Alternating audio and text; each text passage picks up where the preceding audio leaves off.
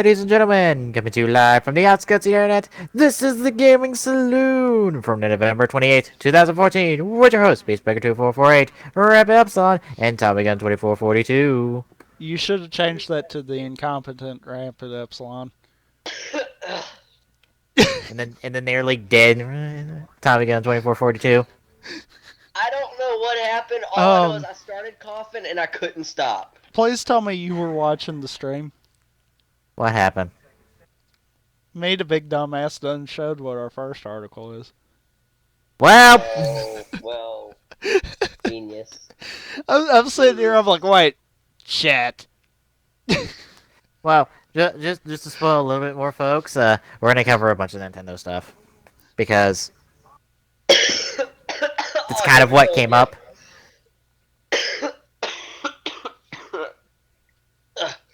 You probably swallowed something down the wrong pipe. I don't know. All I know is it won't stop. You probably swallowed something down the wrong pipe. But yeah, we got a bunch of Nintendo stuff on the docket, along with various other things. And I will probably talk about Persona Q at some point because I have it, and I'm enjoying it. All 2 days I've gotten to play it. And it is hard, from what you've said. Yes, it is. It is like balls hard. I wouldn't say balls hard, but it's punishing. Even on a normal difficulty, which is like the medium difficulty. It don't fuck around. And it expects you not to fuck around. Yeah, but it's a game. Aren't you supposed to fuck around? Depends on the game. Like your open world games, they fully expect for you to fuck around. But your dungeon crawlers, nope. You explore at your own risk. It's like, oh, here's a book. Oh, here's the pop-up book. Oh, a monster can pop out of it. Welp.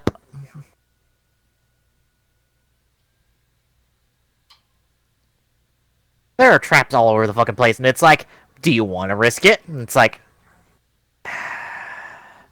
And it doesn't even tell you if you get a fucking reward out of it. It's just like, is it a trap? Yes or no? Yes. Do you spring it? Yes. Good luck. Because it doesn't expect you to survive a trap. Because it doesn't expect you to survive a trap. It's just like, will you live? Yes. Good. Go forward. Oh, you're limping? Use your go home and go back to base. If not, fucking walk your way out.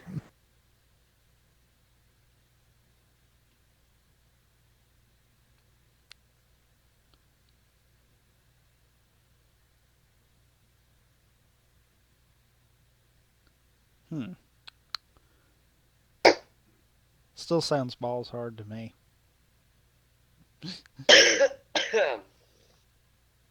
I am trying my hardest not to cough.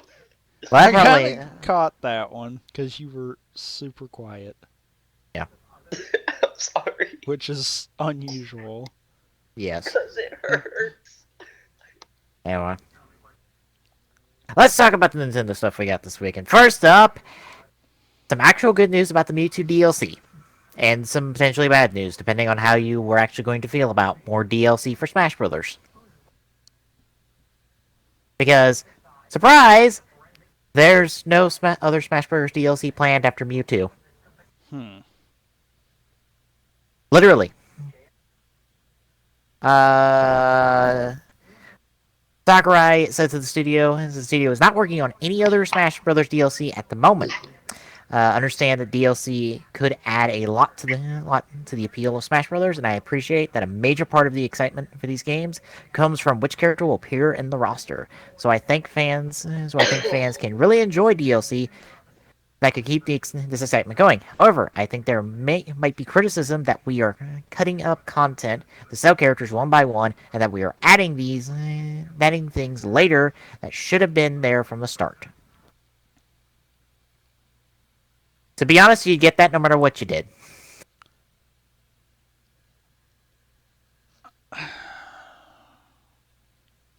I'm torn. Yeah. I see where he's coming from. Yeah. If you do that, people are thinking, okay, well, you're just going to cut the roster and then sell it all as DLC and make more money off this game. Mm-hmm. But on the other hand, I'm looking at look at how huge this roster is. That 49 clearly would characters. not be the case in this. Yeah. They would be 49. simply coming in after the game was finished and being like, "Hey, we've got these extra characters. If you want them, give us a little bit of money and we'll let you have them. Yeah. If not, it ain't gonna hurt you." Yeah. 49 characters. 50 if it wasn't for the technical limitations placed upon Smash Bros. By the 3DS. Literally, would have been 50 except for technical limitations. And it will be 50 when Mewtwo comes out. Yeah. I mean, That is. I might could see them saying, okay, we're not gonna, like with Mewtwo, we're not just gonna sell Mewtwo by itself. We're gonna we're gonna push you along the lines of either buying an amiibo to get the character, or we're gonna package it with like 4 other characters that you can unlock or something like that. Mm-hmm.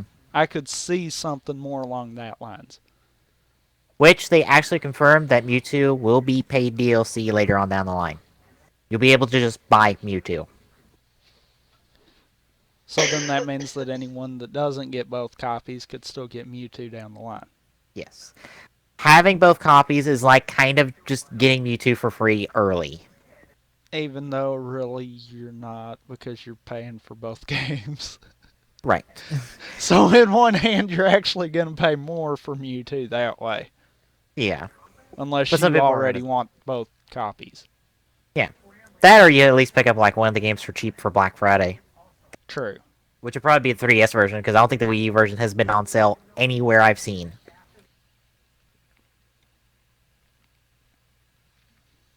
Except maybe through like a not actual sale of Smash Brothers. It just is part of a pile of games that you can get on sale. Might be something along that lines. I think Target had a buy one get one half off last weekend when Smash Brothers came out earlier. I think I forgot the exact deal.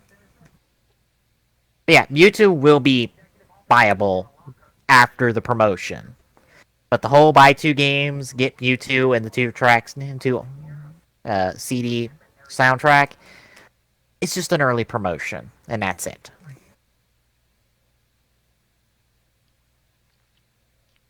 And really, in one aspect, it's more of a reward to the fans that have bought both copies. Yeah. It's like, okay, you bought both copies, you gave us a lot of money, here you go. This is the least we can do. Yeah. I don't necessarily think it's something where they're trying to push you to buy both copies. Yeah. That's probably completely being implied. Don't get me wrong, but Yeah. Not what they're shooting for. I'd venture to say the goal of it to begin with was more like, you know what, we've got a lot of people buying both copies. Let's give them something. But yeah, I'm kind of torn on the whole DLC thing. Part of me, I completely understand where they're coming from. Because that's exactly what it would look like. It's like, oh, well, you're cutting content just so that you can sell it as DLC. When that really isn't the case with this game. I want to say Smash Brothers has the largest roster of any fighting game that came out this year. I wouldn't doubt that one bit. So, let's be honest. If anyone is not going to... If anyone should not be accused of that, it should be Smash Brothers. There are 49 characters on this roster. Yes, some of them are clones. But... Let's face it, though, Mewtwo's going to be a clone. A retroactive clone to a certain extent, but yes. It's going to be a clone of Lucario to some extent, but Lucario was originally based off some of the same moves as Mewtwo, so technically Lucario's the clone. He's just not the clone of anyone in the game. But I Or he mean, got cut. it's one of those that I think it'd be a nice idea to have DLC. I wouldn't necessarily sell it as like per character DLC unless you did it really cheap. But I mean, having packages or even having people buy the amiibos of the character to unlock them, Yeah. I could see doing something because then you're still getting something more than just, oh, look, I unlocked a character. And that's totally what the amiibos do for other games, so why not have it do that in Smash?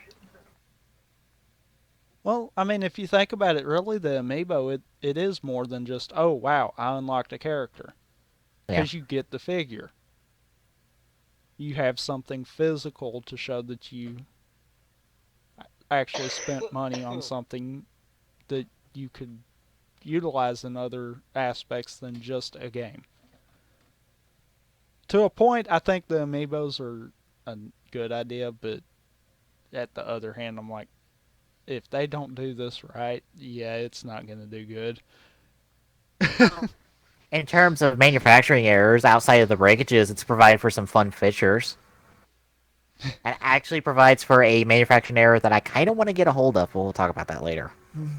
Yes, I believe that's the next article, actually, ain't it? Nope, the next one after that. Oh, the one after that.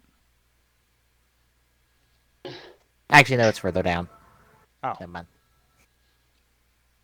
I didn't put it back to back. Oh well. Where are we at whoops. now? I'm sorry. We Still on the just got first article. yeah. Still on the first. Okay. Yeah. I'll be honest.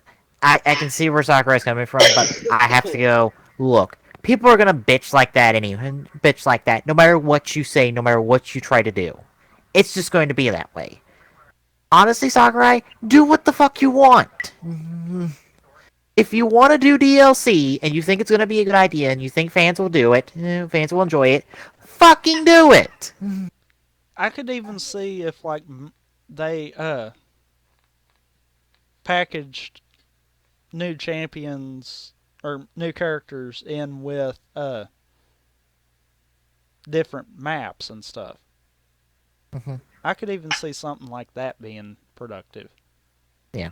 Because then you're unlocking new stuff all the way. And you know the best way of getting away from that whole people feeling like they're sinking more money into the game? Do stuff like they're doing with the Mewtwo. Yeah. Give people an option to get it for free.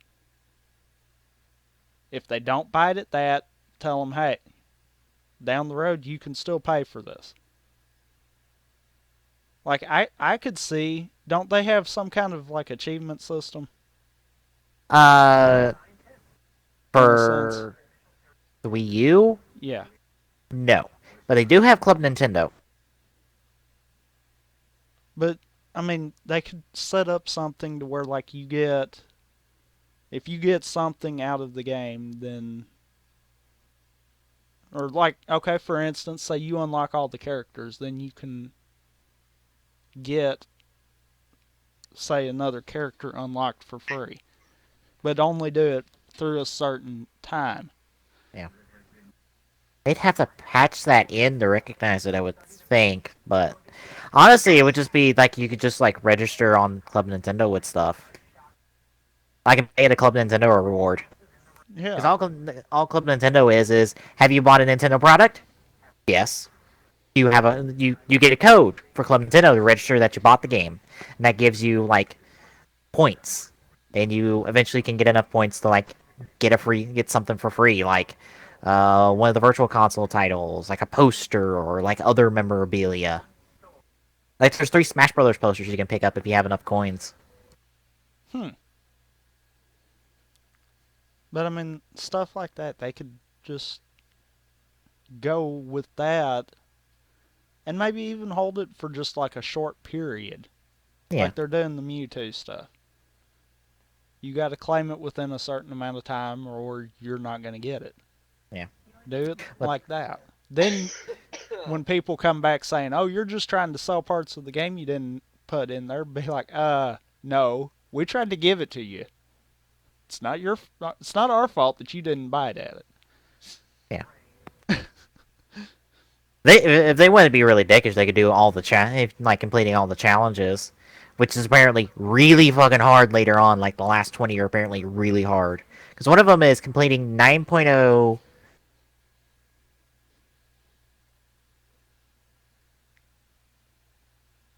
Completing 9.0 what? classic mode. Oh, You kind of cut out. yeah, you did. Classic mode without losing a stock. Oh, jeez. It is really hard, especially with what they've done with Master and Crazy Hand. I'm not familiar with Smash Bros all that well, so yeah. Well, the intensity gauge is something new they introduced for this one. It's essentially a difficulty meter. 9.0 is the highest difficulty. Huh. And classic mode is you go around fighting various characters in like an arcade style mode from any fighting game, essentially. Like the Except original Smash was set up kind of deal. yes, except there's some new quirks in for the Wii U one where this challenge exists because you can end up in an 8-player Smash. Oh, God. And there's the possibility of having to fight multiple people at the same time and on 9.0 intensity. That could get really dangerous really quick. And like I said, all the things they've done with Master and Crazy Hand of you don't just fight Master, don't fight the hands at the end. No, there's more to that boss fight now. And the final Really? stage can be really dangerous because of how it's designed. User in your channel timed out. And I time out.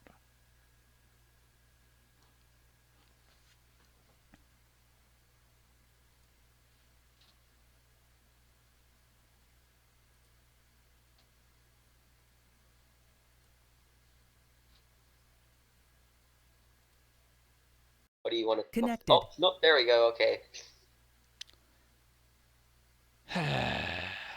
Yeah. Yeah. TeamSpeak's not being cooperative. I dropped a lot of frames. I think that was an internet derp. Yeah. Probably what's happening. Internet's just Charter's derp. probably working on the lines again. Yeah. But yeah, I just don't see any problem. Any problems? Like, if Sakurai wants to do it, fucking do it. Don't worry about the small corner of the internet that's gonna bitch about it. Because I won't. I'll be like, DLC! Yay! They get to put more fighters in. And make Like, they get to... everyone's life harder. Yeah. They can go back and try to get the Ice Climbers working. You know, they can try to do other characters. Try to give some characters to other franchises that could really use one. Speaking of the next article. Many people apparently have been clamoring for Ridley to get put in Smash Brothers. I'm not sure why, but okay. Who is Ridley? The main nemesis of Samus. Oh, I feel stupid. Okay. He's the big dragon guy. Yeah, yeah. Well, the I space remember. dragon guy who's the head of the space pirates. I remember. I remember. I remember. Trust me, I remember. Well, apparently a lot of people want him to get put in Smash. Have you seen the um The what? oh Christ, it was a YouTube video. It was like a musical, and it had Ridley in it and Samus. Oh, He went to no. fight him, and then he was like, "Wait, you're a chick?" No. And then went all nice, and all of a sudden she got ticked off and like tried to completely brutally murder him. Brutally murder him. No. Oh, it was Anyway, great. anyway, Sakurai talked about why Ridley would not be a fighter anytime soon, if ever. If we made Ridley as a fighter, it wouldn't be Ridley any longer. It'd have to be shrunk down, or its wings reduced in size, or be unable to fly around freely. Providing accurate portrayals of characters is something I want to pay ample attention to. If I don't stick to that thought, and then we have to lower the quality or break the balance of the game. Sometimes that just goes way off spec, could break the entire game.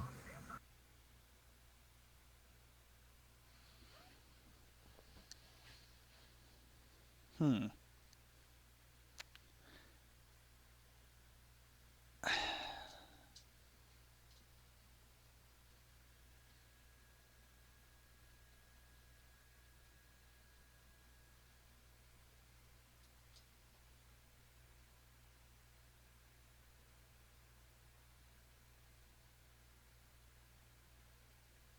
Connection lost.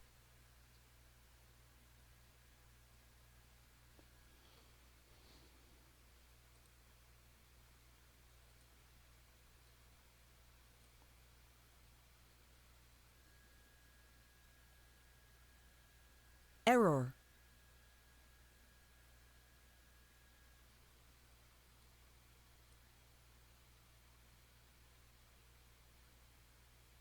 Connected. Channel switched. Technical difficulties. Fucking hell, TeamSpeak. It wasn't just you, Tommy. Oh Jeremy wow, did we it both too. did it. I was Yeah. the only one in here, and I was just like, Why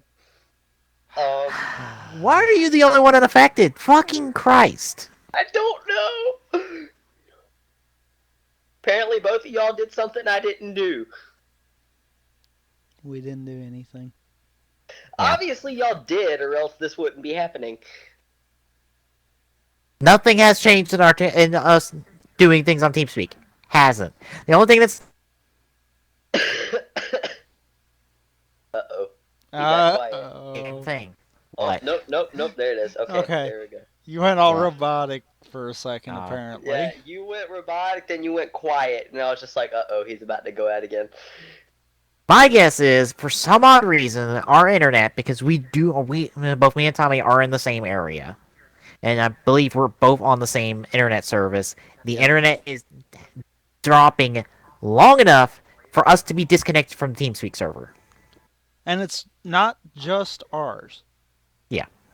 Because I've been on the Frag Nation one, and it's done me that way too. Yeah. As a matter of fact, I think there was one of them times that you asked me if the TeamSpeak server was down. I was on the FN one, and I got disconnected too. Yeah. So And it's I don't get it. it's literally something we Uh-oh. Uh-oh. Okay, if I do that, I understand. I'm streaming. Yeah. You do that, I don't understand. What, him going quiet? Him just randomly losing his Mic strength? mic enough. Yeah, I know. I don't know. And you're not even pinging hard. Actually, lately, I have been staying right where I need to be with my ping. But anyway, where did I cut off at in my sentence? You literally ended that paragraph. Okay. So, Ridley, stage boss. I think it's a fine compromise. Honestly, there are other characters you could probably put in Smash for Metroid. Because Metroid could use another fighter because it's only Samus. Like, put Dark Samus in. Like, Dark Samus is already an assist trophy. We've seen that if you're an assist trophy, you can get upgraded to a fighter because that's what happened to Little Mac this year. He was an assist trophy in Brawl. He was a what? He was an assist trophy. I don't understand. Essentially, it's an item that you get that pops out a random character that helps you out. Oh, okay. Waluigi's an assist trophy. Like he comes out, does a couple moves on your opponents, and then leaves. It's like a Pokemon in terms of Smash Brothers. Yeah. I agree with this dude. DLC is good. Day 1 DLC is bad. I agree with him. Yeah. But anyway, Yeah. I just like a part of me wonders like, why do people want Ridley in so badly? Like I can understand that there might not be another well-known Metroid character, but let's be honest, Martha and Roy weren't that well-known stateside when they got put in Melee. Neither were the Ice Climbers. Neither is Mr. Game & Watch. Neither is fucking Rob, unless you owned an NES back in the day, because he's kind of obscure.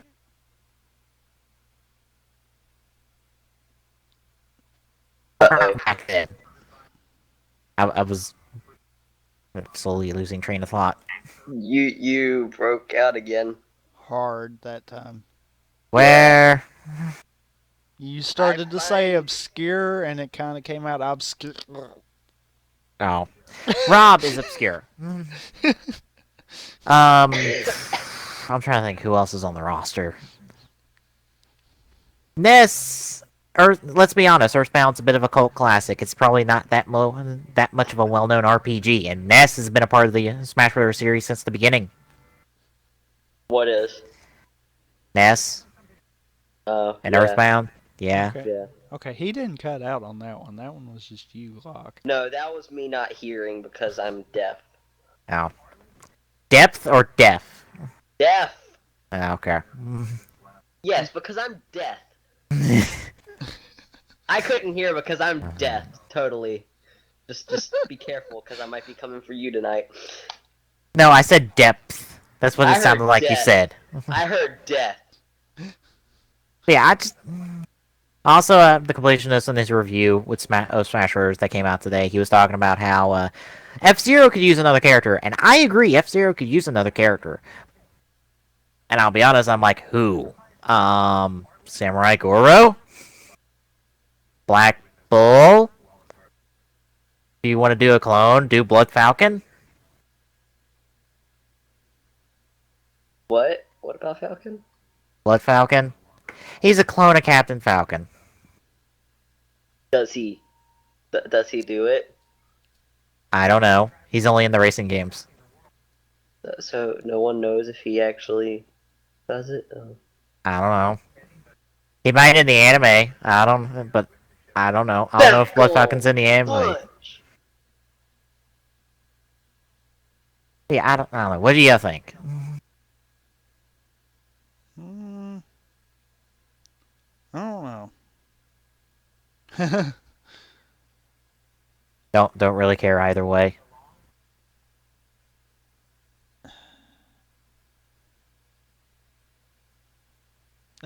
I don't know. I ain't really had enough dealing with it to really guarantee one way or the other my decision.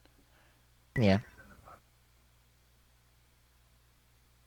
I just personally feel like I feel like there might be better characters to put in Smash Bros. Than Ridley. Like if Sakurai, if his words are to be trusted, if he's kind of just saying, look, we have to jump through a whole bunch of fucking hoops to put it in Smash, then don't. That's like when everyone claims about Geno being put in Smash Brothers. Look, that ain't fucking happening because there's so many fucking hoops they have to go through to get Geno back. Because, here's the thing. Square owns everything that wasn't Mario in Legend of the Seven Stars. Just saying. Anything that wasn't originally Mario in Seven Stars, fucking Square Enix owns.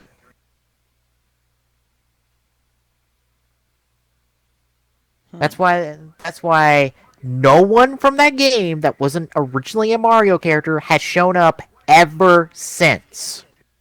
Or originally a Nintendo property, because Samus and Link are in that game as a cameo.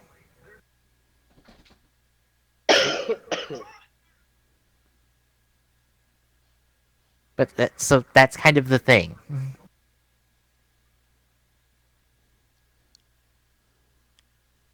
I I just think people need to calm down and be a little bit more reasonable with their demands. That's all I ask. I Yeah, guess but I Glock doesn't. mean, part of me is thinking, okay, if they're fine with it being a watered down version of him, then maybe that's what they need to look at. Yeah. I mean, if there's enough people saying, okay, we don't care how watered down he is, just as long as you can put him in there, that would be great.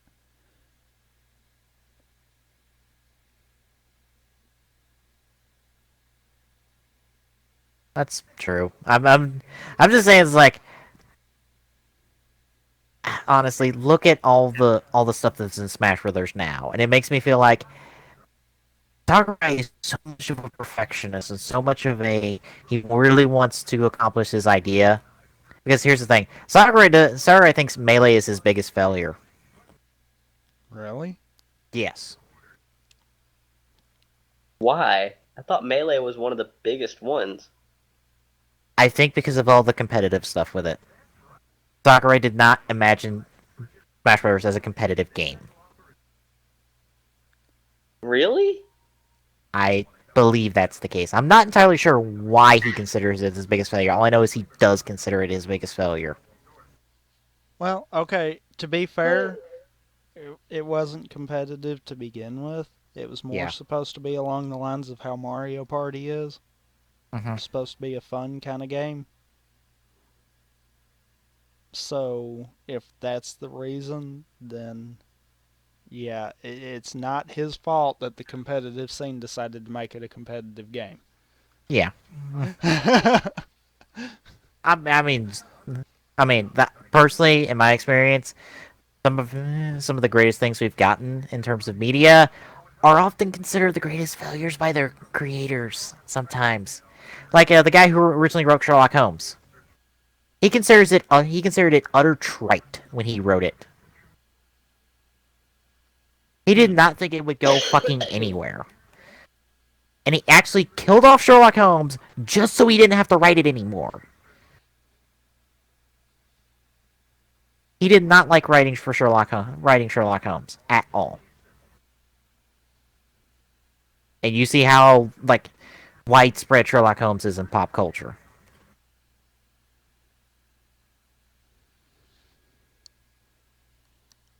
So like there's so much detail and so much love in Smash Bros. I kind of feel like if the reason Sakurai does it is because it's kind of against his like personal feelings about the franchise to begin with. Well, yeah. Like he's fine with like sizing up Olimar, but at the end of the day, nothing's changed about Olimar.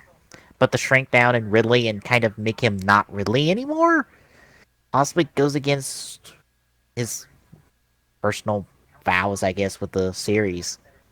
And I can understand that.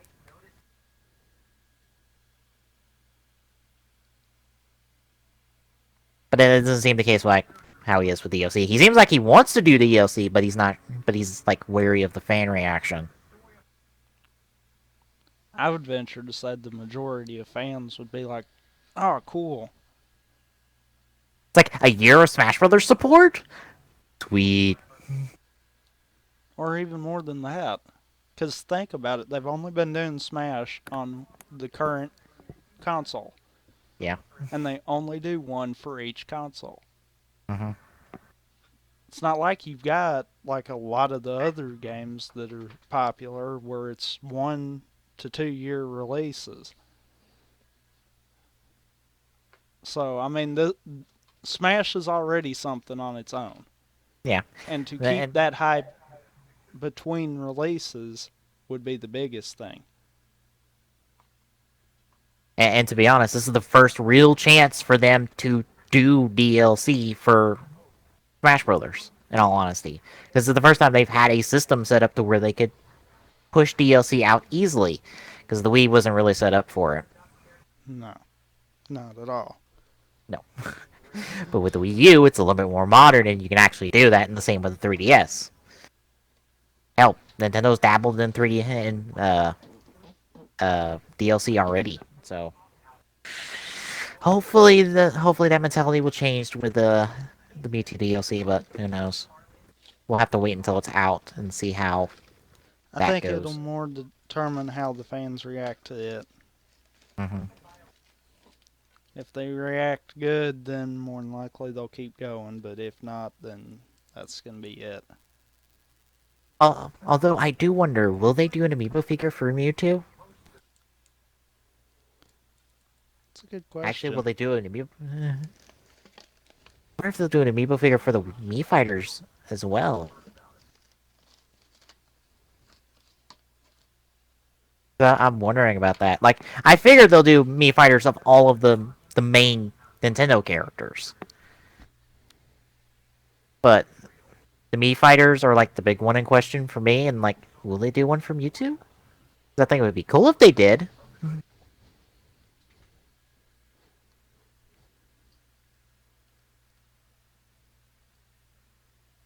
I don't know. I just Time will tell on that one. okay. I was thinking, this is like, did I disconnect? No. Okay. All right. Awkward silence right there. All right. Well, let's talk about Steam and how they've updated the rules and guidelines for early access. Oh boy, this one will be Yes. real interesting. And I apologize. I am dropping more frames than I thought I would. So, yeah, if this is choppy on the stream, I'm apologizing. The YouTube video will be a lot better. Yeah. All right. Just skipping down to the rules. Rules for early access. It must be specifically branded as being in early access when Steam keys are being distributed off-site and to avoid specific promises about future events. Launch schedules and pricing must be consistent on all storefronts and websites that the title is available, i.e. developers cannot charge more on Steam than they're charging elsewhere. I don't see why you would, but okay. Making sure we're all on the same page. Huh. Guidelines: don't launch in early access if you can't afford to develop with very few, or no sales. Make sure you set expectations properly everywhere you talk about your game. Don't launch in early access without a playable game. Don't launch in early access if you are done with development. Okay.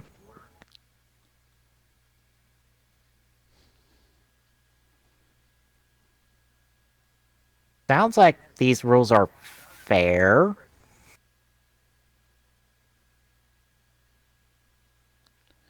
At least it's stuff that should be kind of common sense.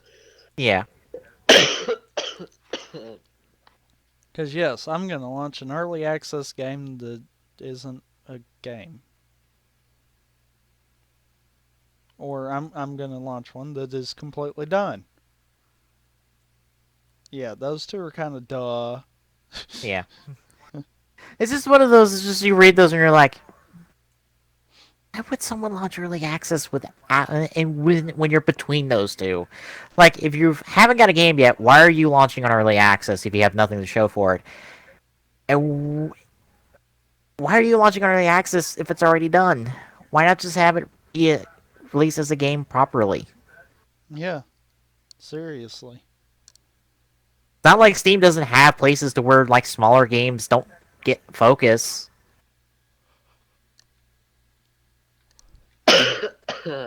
Yeah, I've not heard any real big problems for early access, but I've always heard from like from like a couple different people that like early access is in terms of some stuff. Granted, I kind of keep away from that. Also because I'm not as in touch with the indie gaming side as I am the mainstream stuff.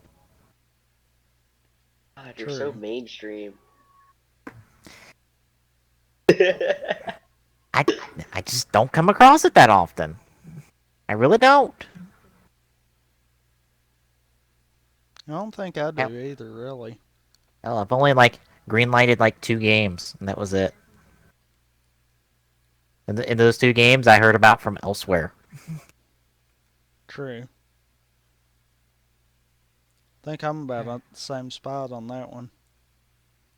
Actually, I think it's probably the same. Well, no, it's probably not the same two games. One of them is the same.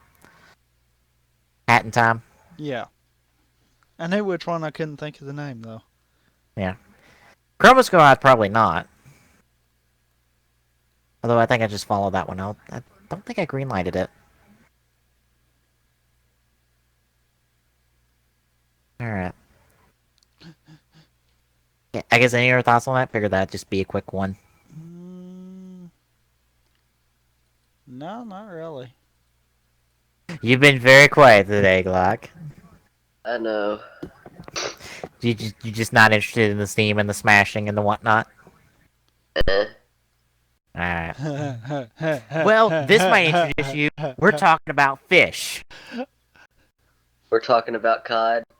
Yes, Advanced God, we but are talking about COD. Hey, we're talking about advanced fish. yes, we're talking about Activision being fucking stupid to a certain extent. We're talking about advanced fish that move when you get close to them. 'Cause, you know, No, that's- we're talking about that's a new advanced thing. fish that use Halo weapons. Get it right.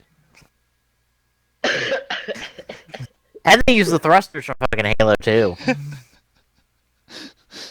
I love the Uh, fact that Advanced Warfare looks like it's this big, amazing thing, and you get all these Call of Duty fans that are like, oh god, this is so new. And then you get someone Really? that's played Really? Halo, and it's like, dumbasses. I'll be honest. From what I've seen, it looks like they've made progress, but there are still problems. Yeah, I'd say the biggest problem is they're still using the same engine that they've been using since 2. Yeah. Yeah, I we're just- going to make a modern game. Let's use an extremely outdated engine. Yeah. That's a smart idea. Hell, Because, Square. you know, that's what got me $1 million on Game Dev Tycoon. Yep. Hell, Square Enix switched off their internal engine for the Unreal Engine for Kingdom Hearts 3. Which, I was surprised. I was like, Square Enix has an internal engine? Like, apparently they had the Starbright engine. Okay. Something like that, I can understand if they were using the original engine because they might be wanting to go for the same feel. Yeah. They didn't want to have too much of a change in it, either graphically or gameplay-wise. Yeah. But with Call of Duty, it's an It's not an FPS. original engine. It's an FPS. It's supposed to evolve. Yeah. You're not playing it for, oh, it feels just like the rest of them. You're playing it for, oh, I see where they've improved. And where is Call of Duty improved? Oh, slap some thrusters on it and act like it's new.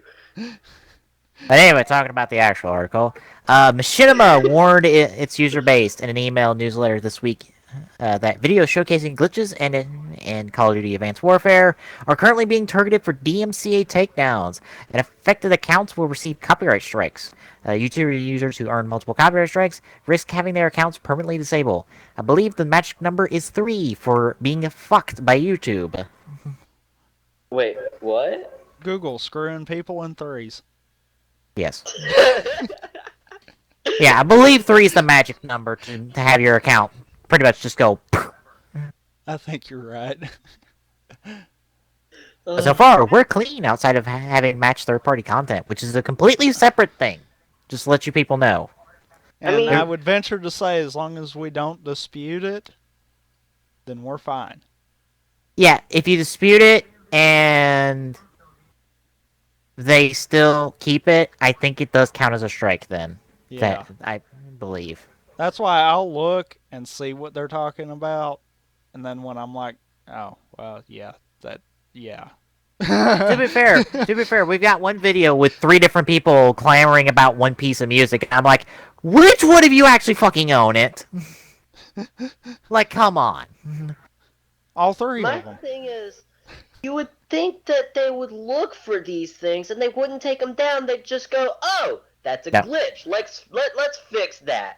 No, because it's a bot that's doing it. Because bots can do everything. Because, Glock, here's how the system works on YouTube.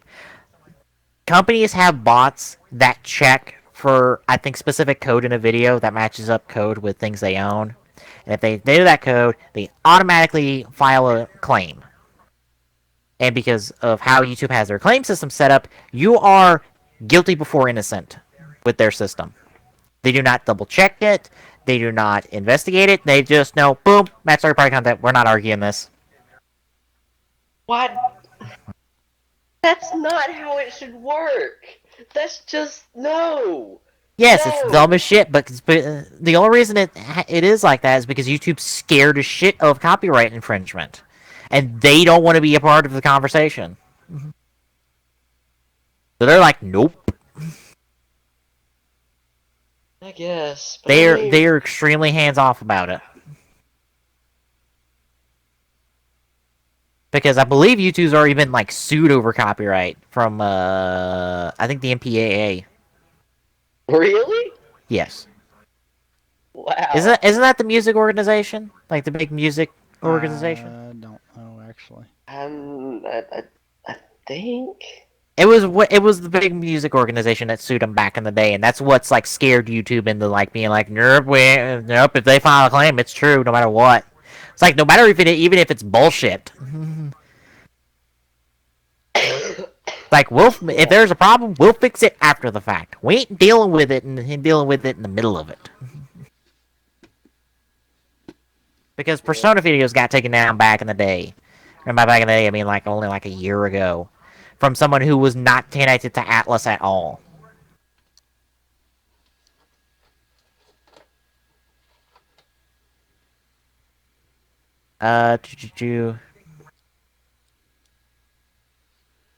Anyway, they're issuing instructions on video showcasing glitches. If you post videos highlighting these glitches, your channel may be liable to receive a copyright strike, so please be careful. Activision issued a response to Eurogamer that it intends to curb cheating and unfair play within Advanced Warfare's multiplayer mode.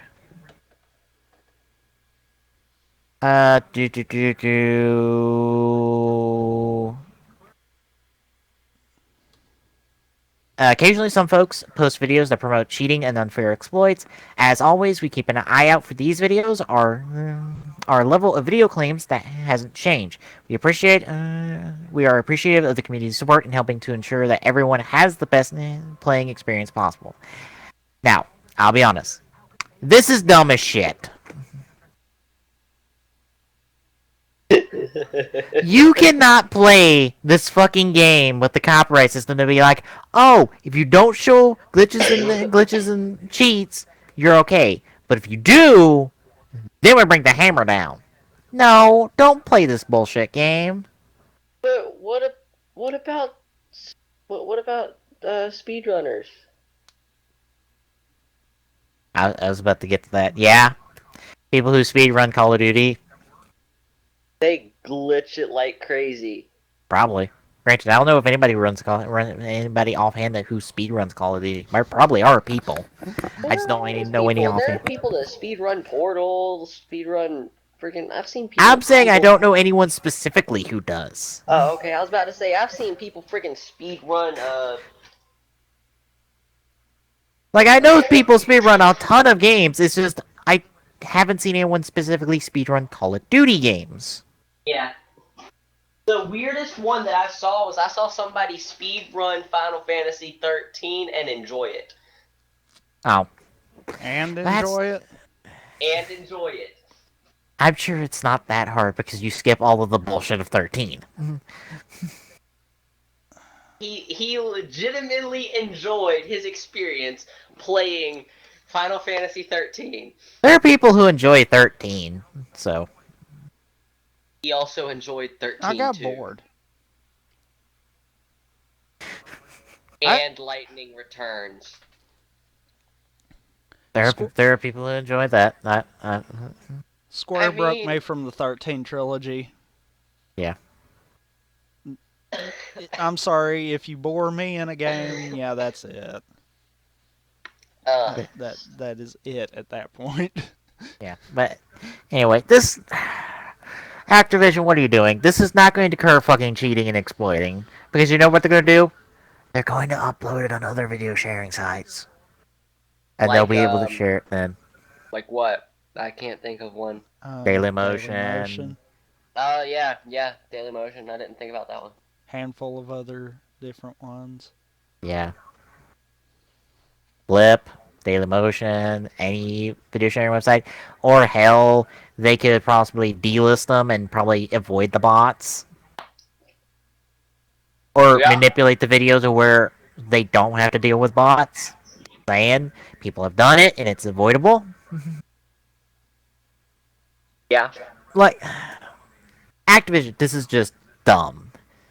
In all honesty, this is not going to curve it. And if you're just going to go swathing away at anyone who shows off these glitches and exploits, you're going to hit people who honestly don't want to do that and who are just trying to have fun.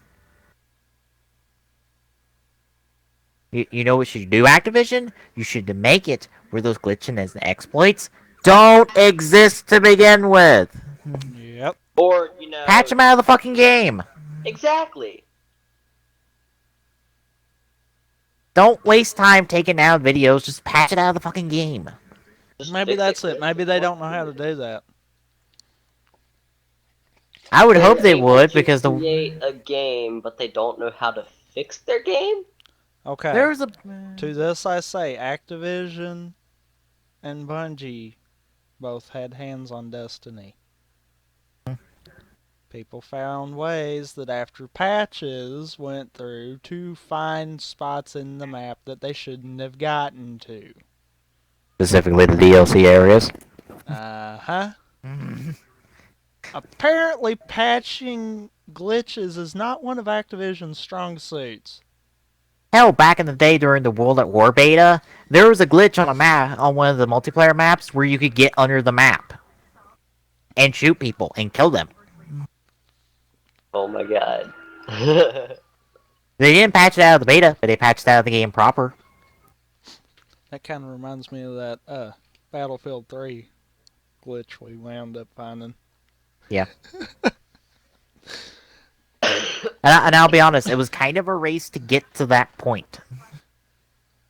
I In the wouldn't beta know after a while. why. Because everyone would be like, we're racing to that point. If you're on that fucking point, you're dead. You either guard it with your life, or you get the fuck under there and help your team.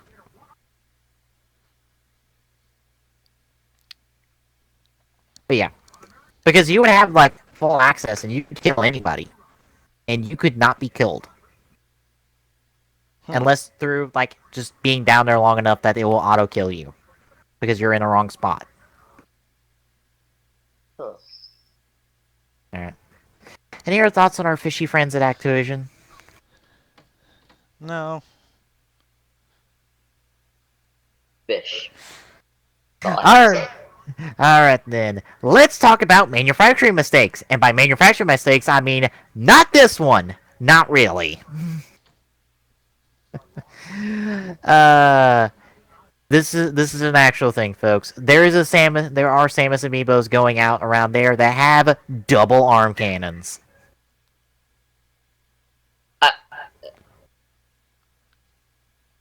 That kind of looks neat. Yes, it does. It's a manufacturing error, true, because it's all it is just the other is like the normal arm cannon flipped upside down and glued on the wrong arm. But this is the best manufacturing error to have because this is looks good. This looks cool. It's one of those Samus is so badass she can kill you with 2 arm cannons. Yeah. Makes no sense with her character and with how her suit works, but fuck it. I wouldn't want this manufacturing error. Looks cool. Yeah. Now, granted, there have been other manufacturing errors that are problems. Like the Wii Fit trainer I've seen Wii Fit trainers broken at the leg. I've seen several other figures broken at the leg. There's one that is completely hilarious, and that is in the separate article I'm putting it up on the side. Wait, what? Oh. I wanna see. Good Team Street chat. Is it I'm something bringing I this can one up bring on the side. now, or You can look at it. It's not like it needs to be up for the stream because I was gonna bring up on the side that apparently the Amigo Fairs can work as a access pass for the Moscow Metro for 2 seconds before the doors close on you. huh? What? It's because of the IR tech in it. But I was specifically talking about the Fox down there because the Fox isn't broken. It's not. It's still in one piece. It's Huh? just pull out of the base because you see those pegs on the blue pieces on Fox's legs. Yeah. If you look down at the base, you can kind of see a hole on the base. Should be plugged into the base with those clear parts. But he's not. That's because he's somehow ended up upside down in the packaging and completely unscathed. Huh?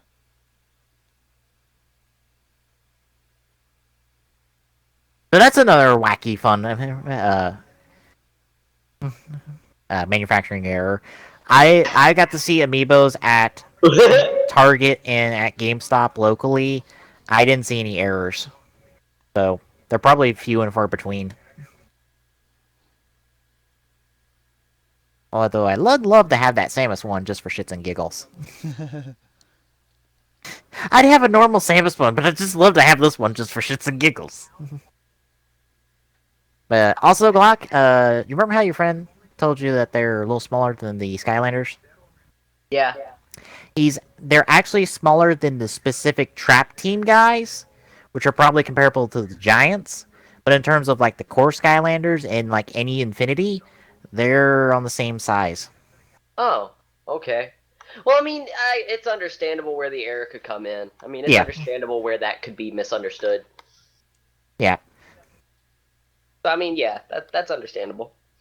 Okay. Yeah, and the Trap Team and the Giants guys are supposed to be bigger, so I guess technically the Amiibos aren't smaller. They're just on par with every other toy line in existence right now.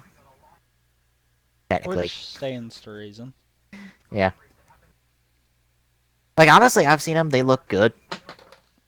Functionality wise, they probably have the best functionality out of any, in all honesty. Because not only do you use them as training dummies that you can make better in Smash Brothers, you can actually teach the AI to taunt after you killing an enemy. Really? Yes. You can actually teach the AI to become better, and it will kick your ass by the time it hits 50 in terms of level. Oh wow. But you know what? It's a fantastic partner for co-op stuff. I bet. I don't know if you can do the co-op events or the co-op classic mode with them, but you could probably tag team it up and Smash with them, which is what I would personally do. Because I would probably want the Mario amiibo at least. I don't know if I'm gonna get everyone. I've already got enough expensive hobbies at the beginning already. I don't need to be adding on another one. I've avoided the Skylanders and Infinity Trap, damn it. I don't want to fall into a Bebo. You know you want to. Yeah. It's right there for you, man. It's asking nicely. Oh, also, people are doing custom jobs for the amiibos. People are doing what? Custom jobs with the amiibos. What do you mean? Custom painted and Oh. custom add-ons. There's a villager dressed up like John Cena. Wait, what? Yes. I don't have a picture of this because I was looking at it on my mom's phone. So we were having a discussion about it, and she looked it up and found pictures of it on their phone. Actually, I think I found it because I was trying to show her this Samus dual cannon one, and I found that. And there's a villager John Cena. There's another like Samus armor painted up. There's Link in the blue tunic from like Ocarina of Time, I think, Oh, because I think okay he then. had the mirror shield. Yeah. A different colored Yoshi. Uh, I'm trying to remember what else I saw. Must have been something else. There's probably something else, but I can't think of it offhand. But yeah, people are doing custom jousts with it, which looked great. But yeah. Either one of you got to see Meebo's firsthand? No. Well, don't go to Walmart. They're sold out there. Really? Not sold out at GameStop. Although I noticed something interesting about Nintendo's strategy with the amiibos, and it might pay off for them. Okay. Shelf space wise, they are far smaller than the Skylanders and the Infinity figures. Like, let's say an Infinity shelf will have 8 columns of figures. Nintendo will have like 3. Huh. And they'll have comparable rows too. Like I think at GameStop, Infinity has 3 or 4 rows, while the amiibos have 3. So it's a 3x3 square essentially of amiibos, and that's it. That's all that's on the shelf. Hmm. Which I think will pay off for them because they won't fucking peg warm as hard as Infinity and Skylanders seem to around here. Because there's always Infinity and Skylanders figures you can buy. They're never sold out. But I think the amiibos have the potential to sell out. And I think they already have, because apparently Martha's really rare. Oh, wow. Which is odd, because I'm like, Marth, the rare one? Okay.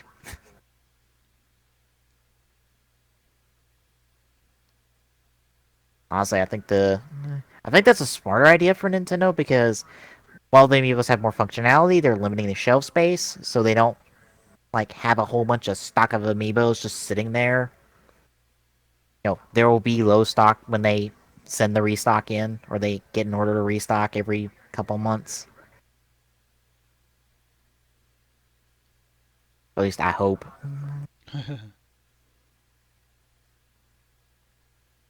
Yeah. Either one of you, either one of you got a Wii U to begin with before I asked that question? Nope. I don't think neither one of you do. I don't think Glock does. Even though he's ignoring you. Block's not paying Sorry. attention. Sorry. You don't have a Wii U, do you? No, I don't. I was about to say, either one of you pick up Amiibos, and I'm like, well, no, because neither one of you have a Wii U to begin with. Yeah. Yeah. So I was like, you don't need Smash for it. You can get Amiibos for Mario Kart 8, Hyrule Warriors, and what else is out right now that does it? There's a third game that's out that has compatibility. I can't remember it. I know Captain Toad will have it, but that's not out yet. The Yoshi game will have it, and that's not out yet. Mario Party 10 out? I don't know. Because that has Mario Party 10. I don't know. Because that has compatibility. The Hyrule Warriors one is not as extensive because you get the spinner top from Twilight Princess with Link, and everyone else just gives you a 3-star or higher weapon you can craft a day, and that's it. And Mario Kart 8 has kind of the in-between where it just gives you a whole bunch of Mii suits based around certain characters and carts depending on the character. Like you can get the Blue Falcon for the Captain Falcon amiibo. Huh. But you can't get Captain Falcon as a racer in a racing game. It features anti-gravity. Very much like F-Zero. And no missed out on that bit of irony right there. I'm supremely disappointed.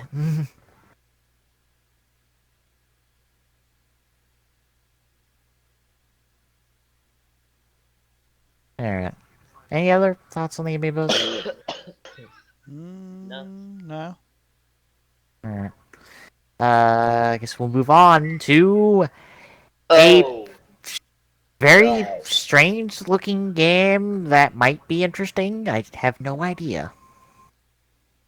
Oh, God. Oh, Aviary man. Attorney. A Hey, bird luring game. How the fuck do you pronounce that? lawyering? Lawyering. That does not sound right because that sounds like another word that's not it. That sounds like loitering, and that's not it. Lawyering.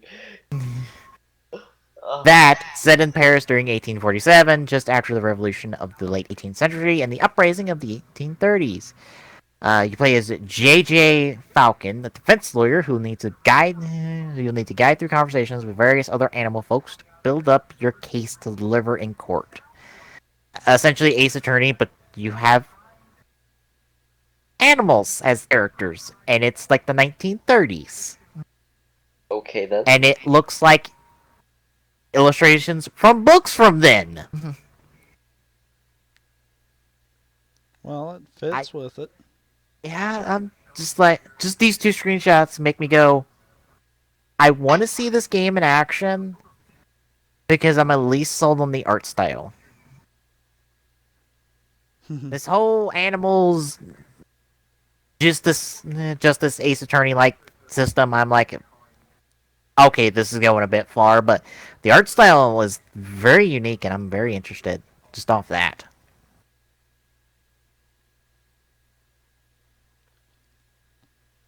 Okay, this is definitely an interesting idea. I just hope they don't go the direction that I think they're going to go with it. Have either of y'all seen Hatoful Boyfriend?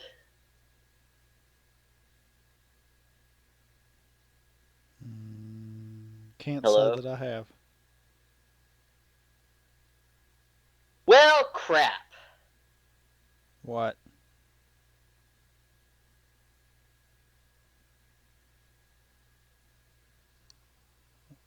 Okay. User Connection in your lost. channel timed out. That one was me.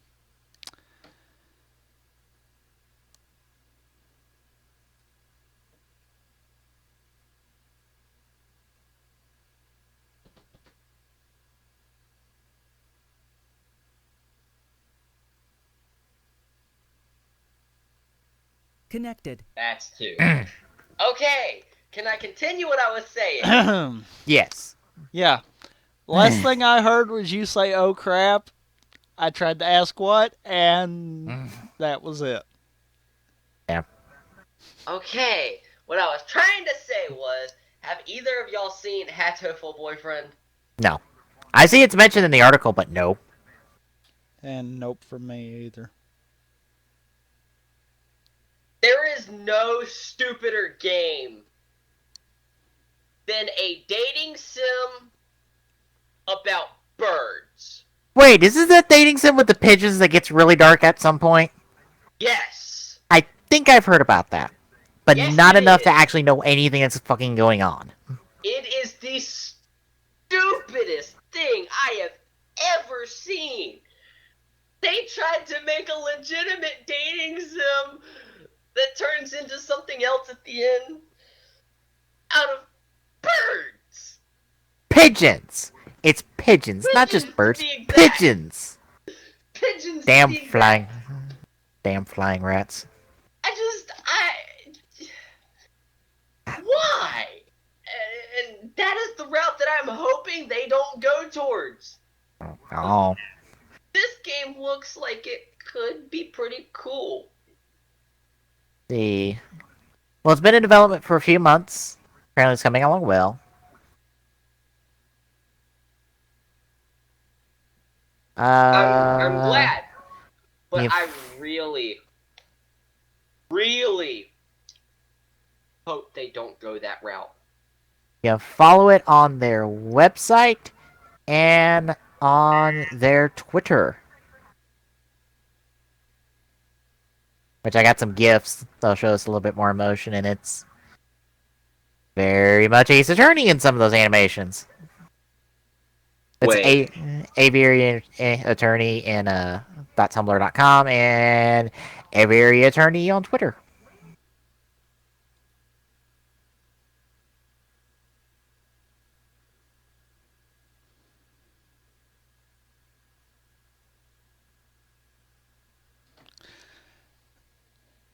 I don't know what to think about this.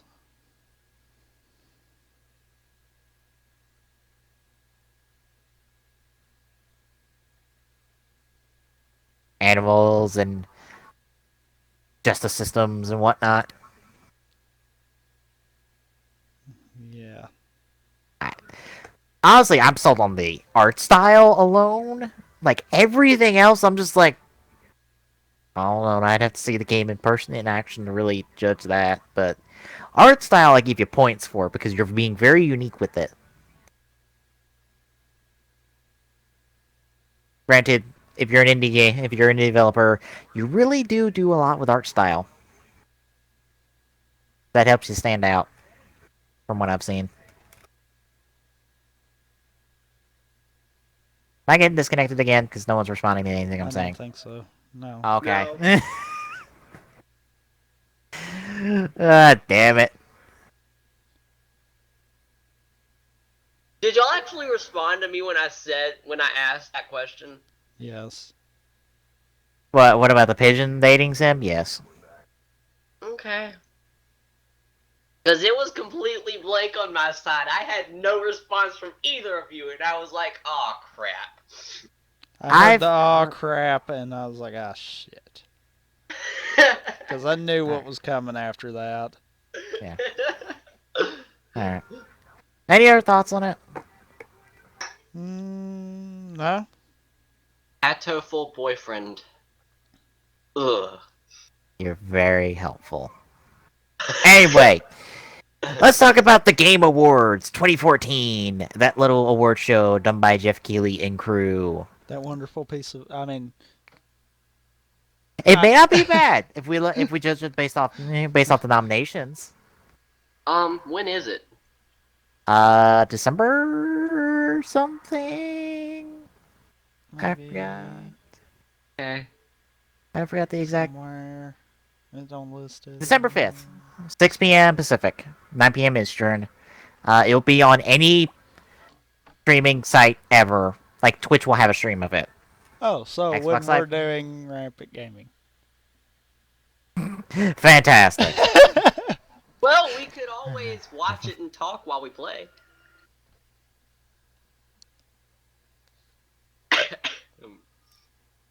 What, turn Rampant Gaming into another TGSR special? I guess. Alright. Or like While play that game is a possibility, I don't know. It being on Twitch makes me go, I don't know. They may get pissy at us for talking trash about it. I doubt it because I have a little bit more confidence in the show because of these nominations. But Jeff Keighley's the award shows Jeff Keighley's been tied to very strongly have not had the best track record. Not To at be all. honest. Not at all. Nope. So. I have a funny feeling it'd be another episode of Rift Tracks. Probably. But who knows? They may have been like, let's take out all the stupid, dumb skits. That was the big problem, was the stupid, dumb skits. Yeah. They focused more on the nominations and developers. It would have been fine. As long as it's not in somebody's loft like it was last year for that whatever the hell it was. Anyway, talking about some of the different ones. Game of the Year: Bayonetta 2, Dark Souls 2, Dragon Age Inquisition, Hearthstone, and Middle Earth: Shadow of Mordor. That first and last one, I never thought that would get in the conversation for Game of the Year, in all honesty.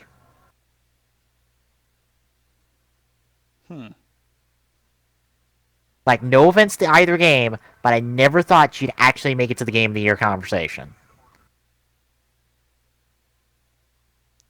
but somehow both of you have, and I applaud you for it.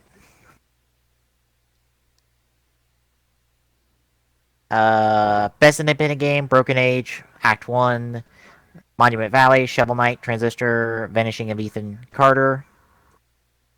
Uh, I'm not gonna go through all of these, but best remaster is a very odd category because you have GTA 5, the Ruby and Sapphire remake for Pokemon, Last of Us Remastered, the Master Chief Collection, and Tomb Raider Definitive Edition.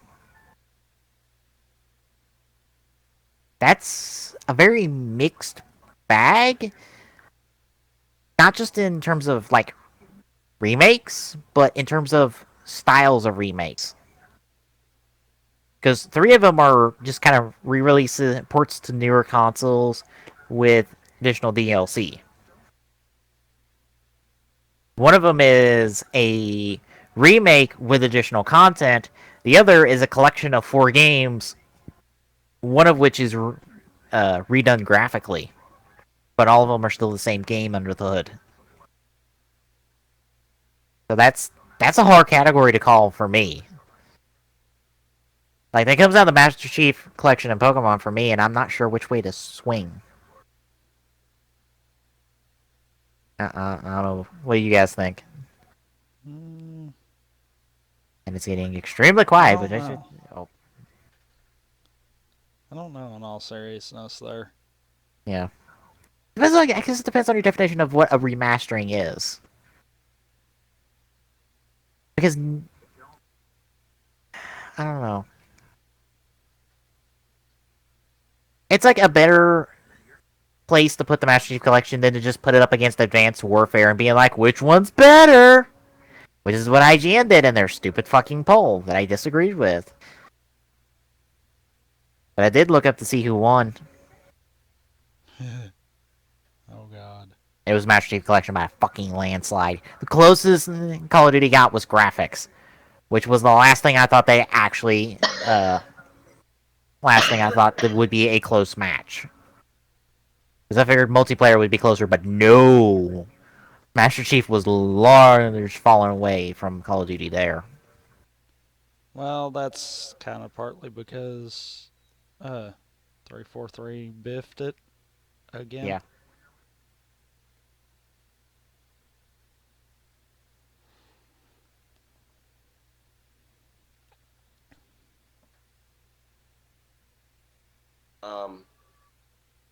Guys, What? okay. It just got really quiet. It's still quiet. Just gonna point that one out. User in your channel timed out. That's what There I was it waiting is. on. Yep. User entered your channel. That was There quicker. it is. Oh God. What the Oh, so hell? that's That what was a quicker it's one. gonna be about. You know, the entire time, everyone that's watching is gonna be going, "Why isn't Tommy Gun going out? What did he do that was so special that he's not getting kicked out?" Well, I have no freaking idea. I assume it's internet provider. I'm just at that point where I'm like, we have tried everything else. Yeah, I've it clearly is not us. I've noticed that most of the time when it's both of y'all go at exactly the same time. Which is why it's making me think internet provider, because we both have the same internet provider. You know, knowing And that we- it's both of us makes me realize that the whole time I've been trying to tear apart my router and my computer to figure out what the freak is going on, kind of Yeah. lets me know that it's out of my control. So now I'm quitting. There is Screw my it. proof. What is his proof?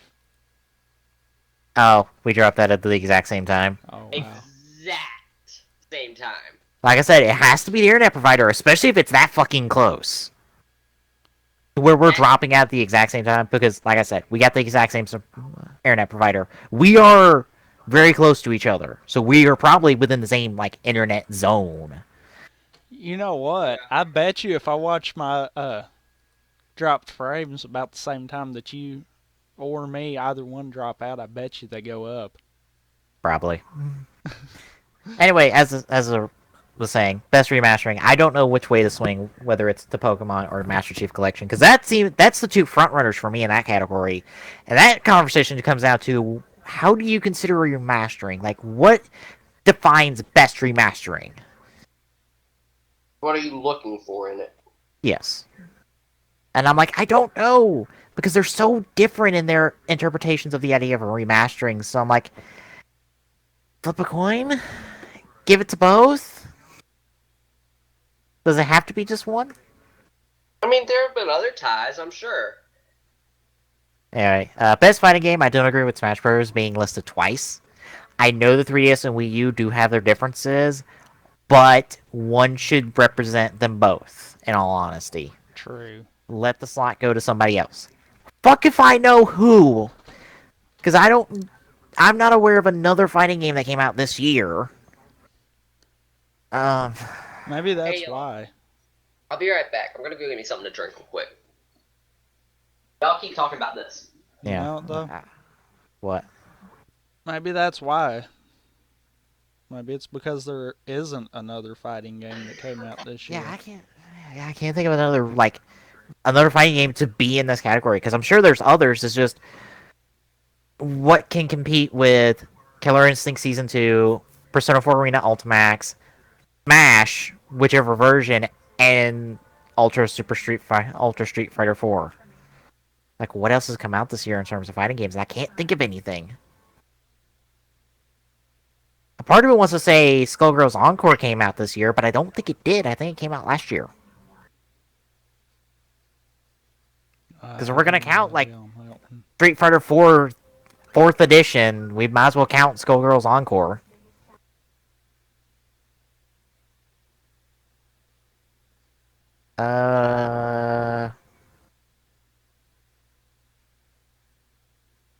No, there was something else I wanted to complain about but I'm not sure.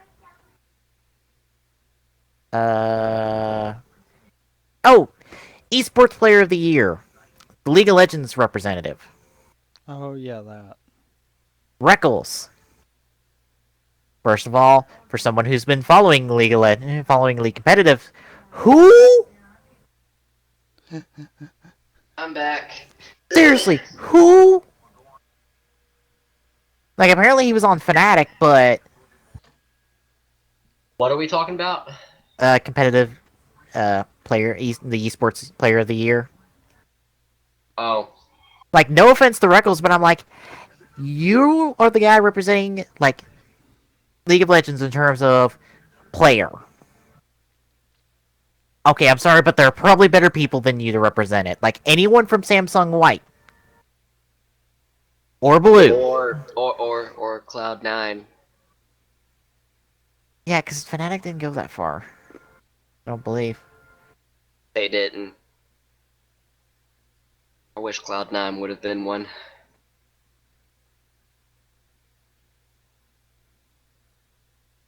Yeah, I believe they got knocked out in the summer playoffs. They didn't make it to Worlds. Wait, Oh, wow.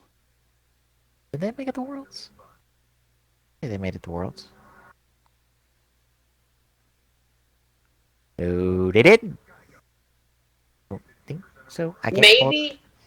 Maybe the reason they didn't pick anybody from Samsung White is because they're in the next category, which is Team of the Year. So they're perfectly fine with putting both Smash Brothers into one category, but they won't put two people in two different categories. Yeah, because that's how they are. Yeah. You are aware of how completely stupid that sounds. Yes, I know. That's my whole point. Even for them, how completely stupid that sounds. I'm checking things right now because I'm checking the other people. Dota 2 guy is a completely different person from the team. He's from a completely different team. Well, of course he's from a different team. He's on a different game. From the comparable listing. He's not from Evil Geniuses on Dota 2. Or newbie. The what? Or newbie. Oh yeah, I forgot there's two Dota 2 teams. I should have been. Damn it. Was he on newbie? Uh, nope, he was on a completely different team. Let me check. Get right. He's a Counter-Strike Go player. Firefox. Bitches. Ninjas in pajamas. Firefox loves to screw with you. Yes, yes, it does. Team are you on? Oh wait, no. He's on Ninjas in Pajamas for CS:GO. Oh my god. Well, that just threw my Fuck. idea out of the water. What the? Like seriously, why isn't Samsung white? Because they were like supremely dominant in the World Championships. Like if you're gonna recognize a solo player, recognize one of the Samsung white guys because they were all dominant in their lanes. Recognize any of the world breakers. Yeah. Yeah, that bugs me. Trending gamer. The only two people I recognize are PewDiePie and Total Biscuit, and that's it. I don't know any of these other people. You don't know Vanos Gaming? No, You don't know Vanos Gaming? no. I can't say that I do either. Ay.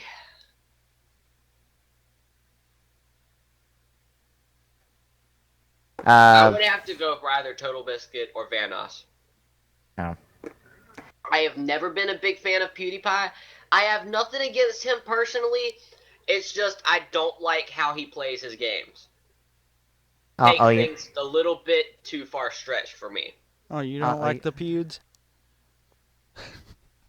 That is a terrible nickname to have for your fans, by the way. That is a really terrible nickname. I couldn't resist saying it. You... Oh, God. Anyway. I'm familiar with Egoraptor and Tobuscus. Tobuscus. I believe I've seen stuff with Tobuscus. Yes, I have. Okay. Just making sure it was that guy. But yeah, I'm familiar with those. And we've all are familiar with Twitch Plays Pokemon, and that little group has made a couple appearances on the show. Yeah. Quite a few, but I have to go with Egoraptor. I think that one was the greatest thing ever. I swear to God, that was the greatest Zelda rap ever. I personally go with the Twitch Plays Pokemon because that created a following that apparently hasn't lasted because Twitch Plays Pokemon is not that big anymore. Wasn't there a whole religion behind it? There was a whole, like, made-up fucking story behind it with, like, two competing religions and stuff like that, but yes. It is... People have too much time on their hands. Yes. It got out of hand. But, honestly, I don't see a problem with any of these nominees. Honestly, there would be some I would pick.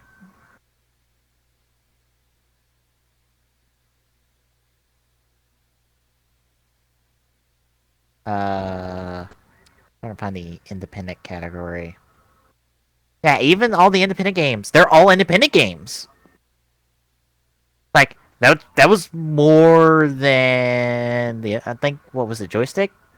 Like, there was something in the independents that I didn't agree with. Can't remember what. It was, was it Broken Age? No.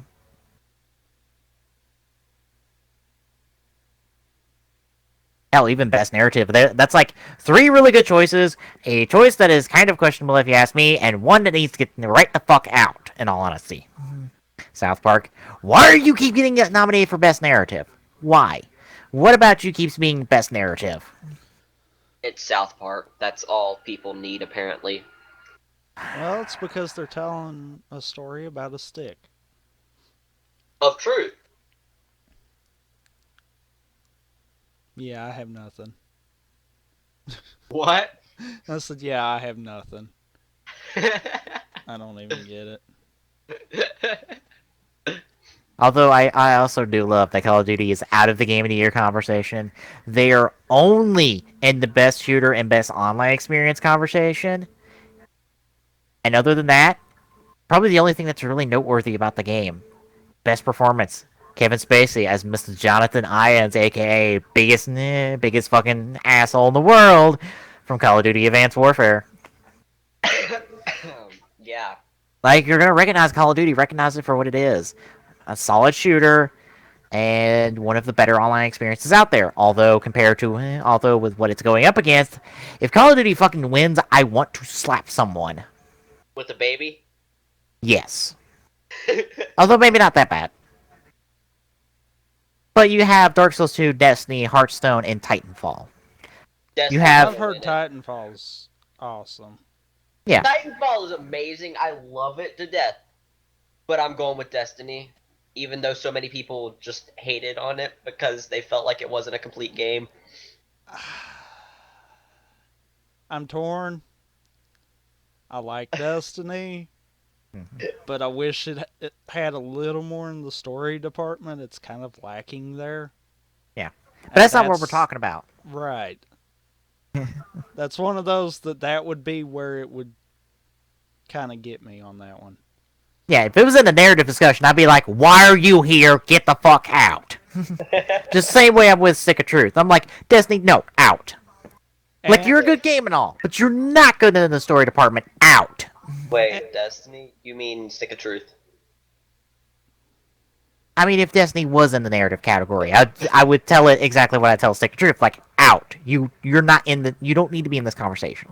Best narrative. Every single one of the other four are they deserve their spot there.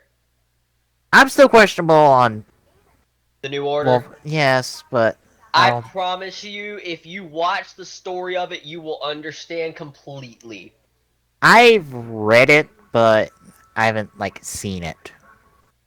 Watch it and go in depth, and you'll start realizing, holy balls.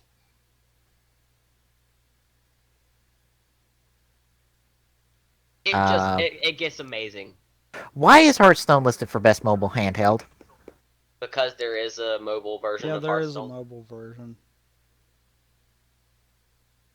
Okay, I partially disagree with that.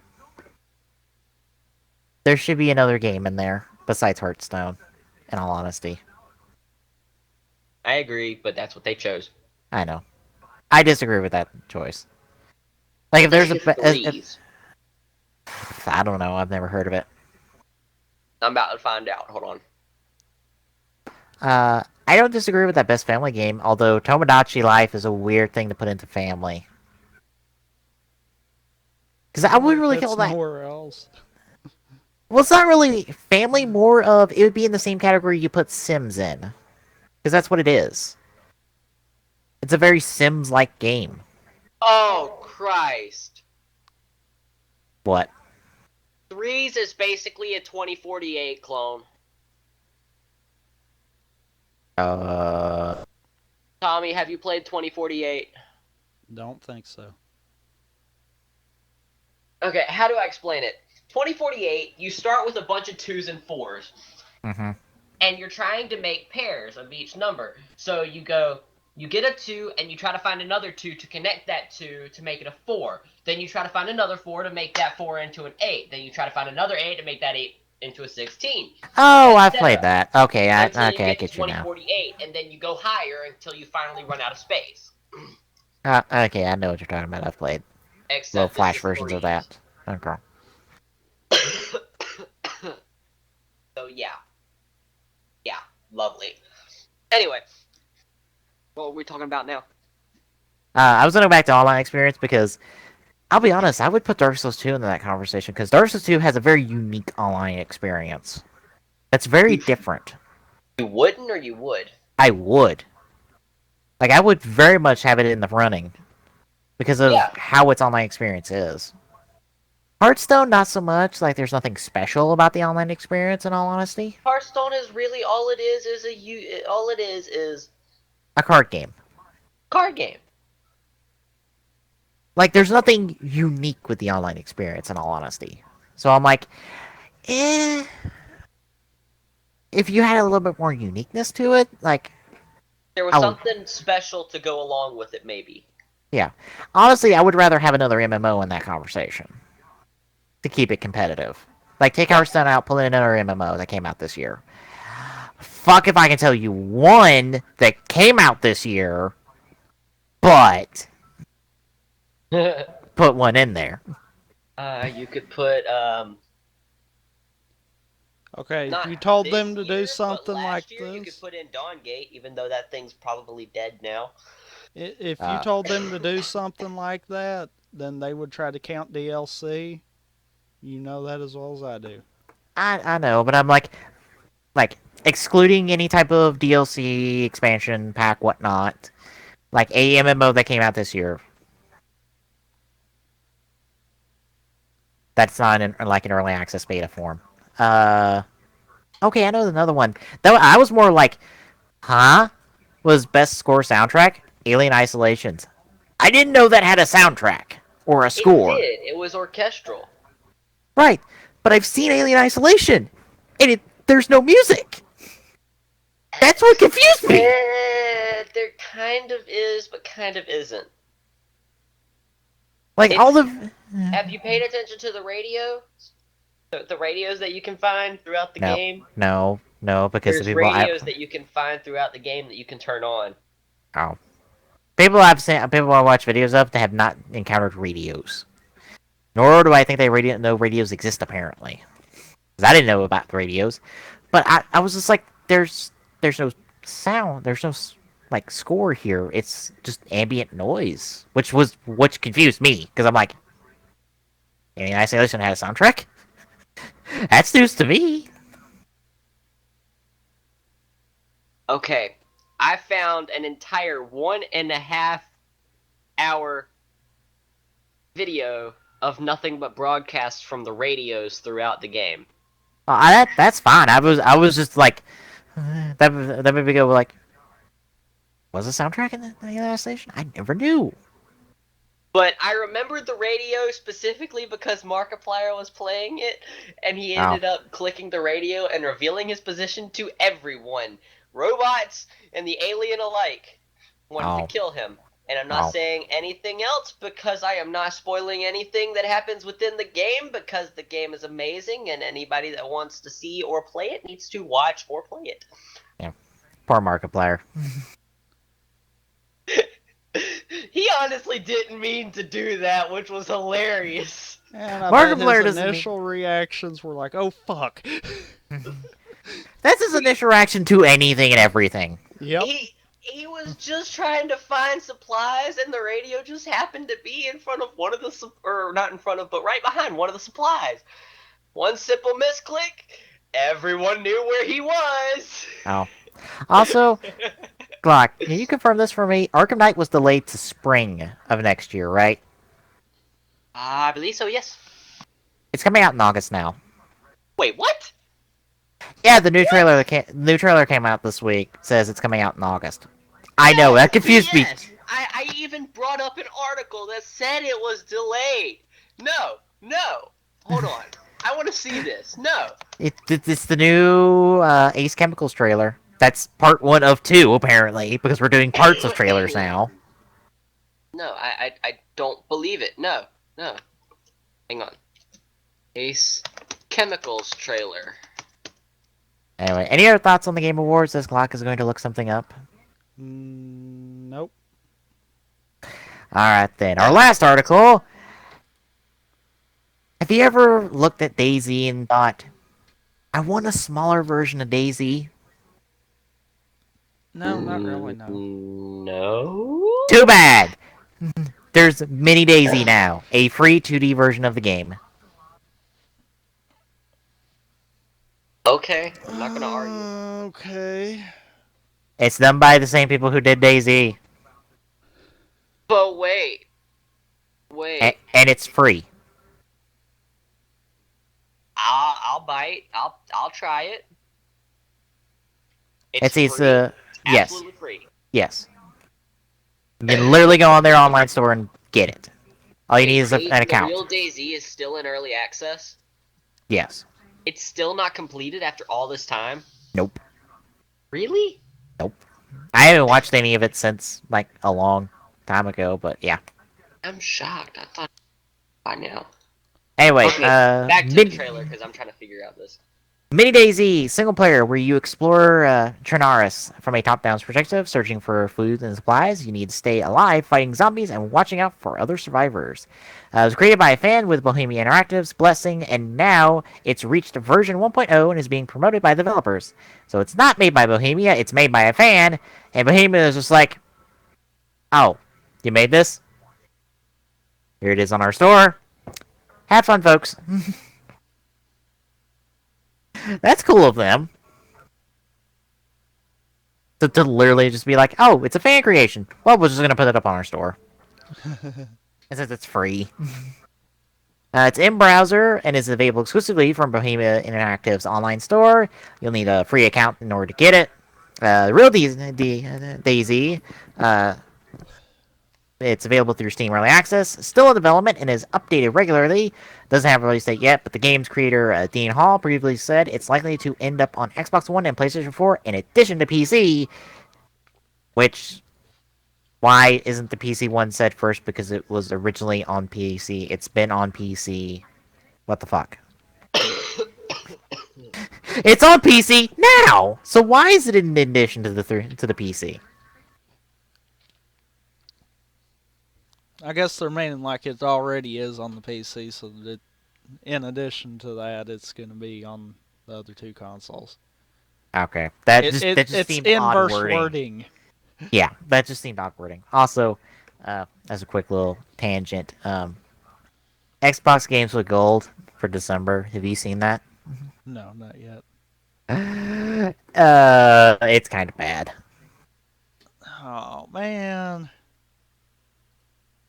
What? Again, we're going to have a bad one. The Raven Legacy of the Master Thief from December 1st through 15th.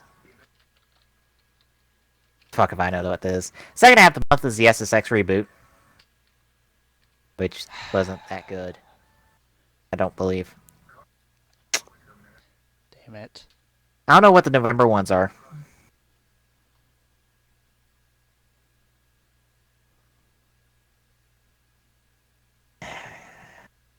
Alright.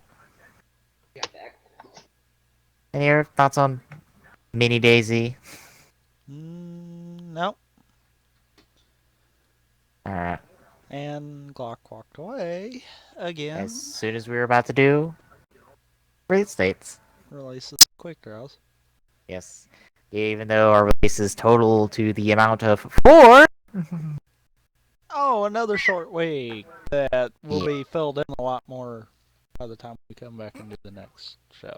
Yes, because Thanksgiving was yesterday, so they probably didn't update the list. Which, GameStop was closed yesterday. I wouldn't doubt it. Yeah, they didn't do Thursday Black Friday deals. Like everyone else. They're like, oh, we'll do Black Friday on Black Friday. Everyone gets a day off. Which I went, alright. Well, they do Cyber Friday anyhow.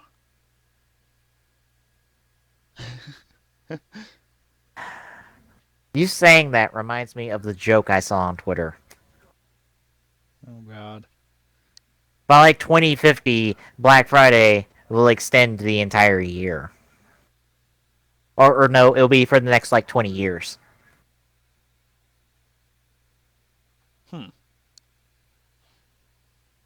Because you notice how Black Friday keeps expanding and expanding and expanding. Yeah. Like it's now a week at this point. I want to say. Yeah, because I think Walmart kept sending me emails for pre-Black Friday sales, like for a week and a half prior to it. Yeah. So it's like, I think there's post Black Friday sales. Beyond Cyber Monday. Well, see what I'm fine with. I can understand Black Friday. I can understand counting the weekend in. That way it leads into Cyber Monday.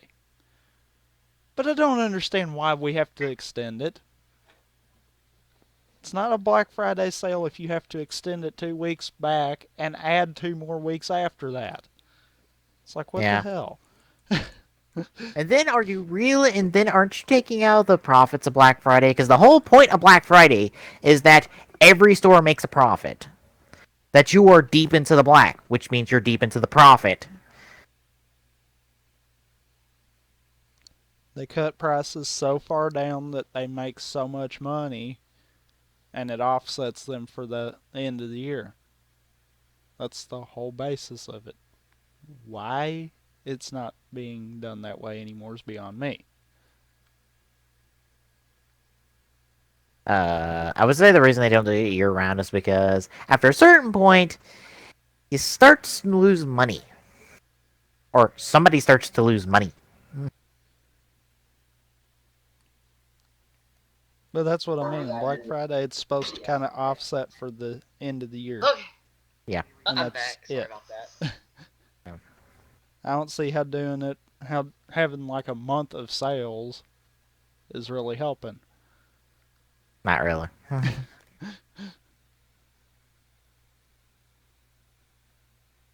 All right.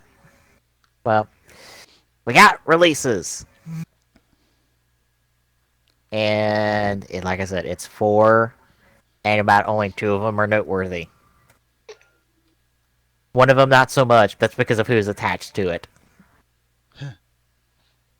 All right, Fantasy Hero Unassigned Legacy for the Vita on December 2nd. Hang on, trying to get to the video. Hang on. Oh. Not the video, but the. I was gonna say to the video, we're not watching a video. I was trying to get to the video games. Shh. Trying to cover up. He's trying to cover up that Freudian slip. Yep, that's all it is. Floridian, what, huh? Your Freudian slip. Oh god. My Fordian slip? Freudian. You say what you're thinking. Oh. Because you're thinking about that Arkham Knight video, so you're saying that instead of what you're supposed to say, which is the releases. Yeah. Right. And then you proceeded Okay, to try I'm to cover sorry. it I up. opened this up and I immediately saw what the frick is Akiba's Trip Undead and Undressed. Don't know, sounds like a porn game, so I don't care. That's what I was thinking. Why GameStop has it listed, I don't know, but they list Leisure Suit Larry, so meh. Anyway, Bombing Bastards, December 4th on for PC. Probably won't be as good as Inglorious Bastards. Just saying. Wait, did that actually have a game? Did No. they actually have a game title? No. Oh, okay. It's a good movie, though. Oh, it was. It was a great movie. Although a lot of people didn't like it for some reason. Anyway, for Wii U on December 5th, Captain Toad Treasure Tracker. Another game you can use amiibos with. I don't know what it does, but you can use amiibos with them. They haven't announced hey, it. you can use amiibos with it. For what? If I know, but you can.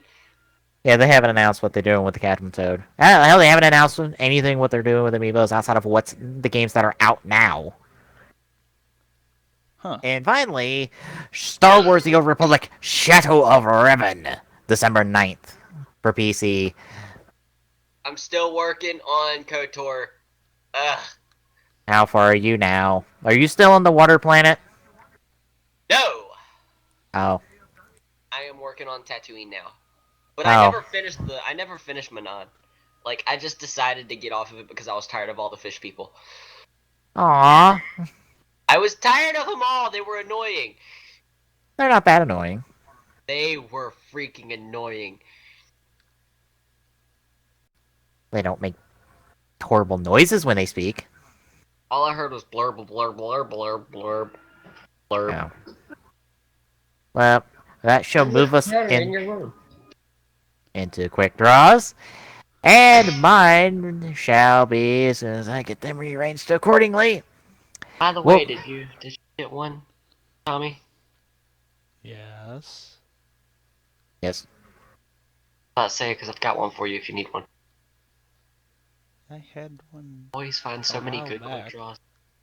Anyway, But anyway, the Arkham City Easter egg that has been recently discovered, and by recently discovered, I have my own theory about this, but I haven't tested it yet. Hold on. A Easter egg has been revealed in relation to the Calendar Man. If you set your PS3's date, well, your PC or your console to December 13th, 2004, which is the day Rocksteady opened, and visit the Calendar Man,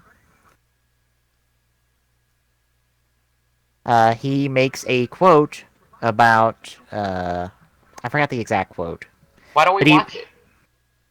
because I don't want to, Why not? I mean, it can't be that long. but what I could say it will be essentially what it is. I'd rather watch it.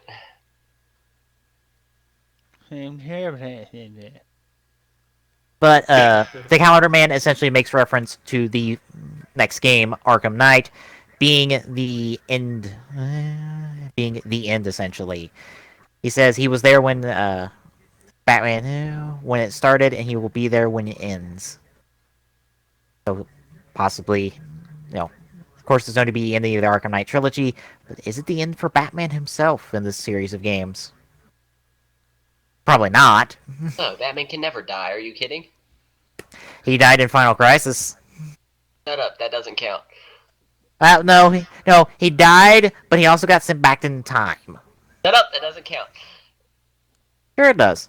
It doesn't count. Final Crisis happened. I said it doesn't count. Batman's human. He can die. No. If none of the villains off of Batman can kill him, none of them can legitimately kill them. He can't die. Darkseid is technically a Batman villain because he's a Justice League villain. Shut up. He doesn't count either. But yeah, I have a personal theory about this Easter egg because it was first shown off in a video titled "Arkham City Secret" from a JG Jur account on YouTube. This is his only video, and this count has only existed since November 10th, 2014. I believe when this Easter egg was first shown on YouTube. I personally theorize that Rocksteady slipped in this Easter egg at some point when they were patching Arkham City back in the day. This was not a part of the original game.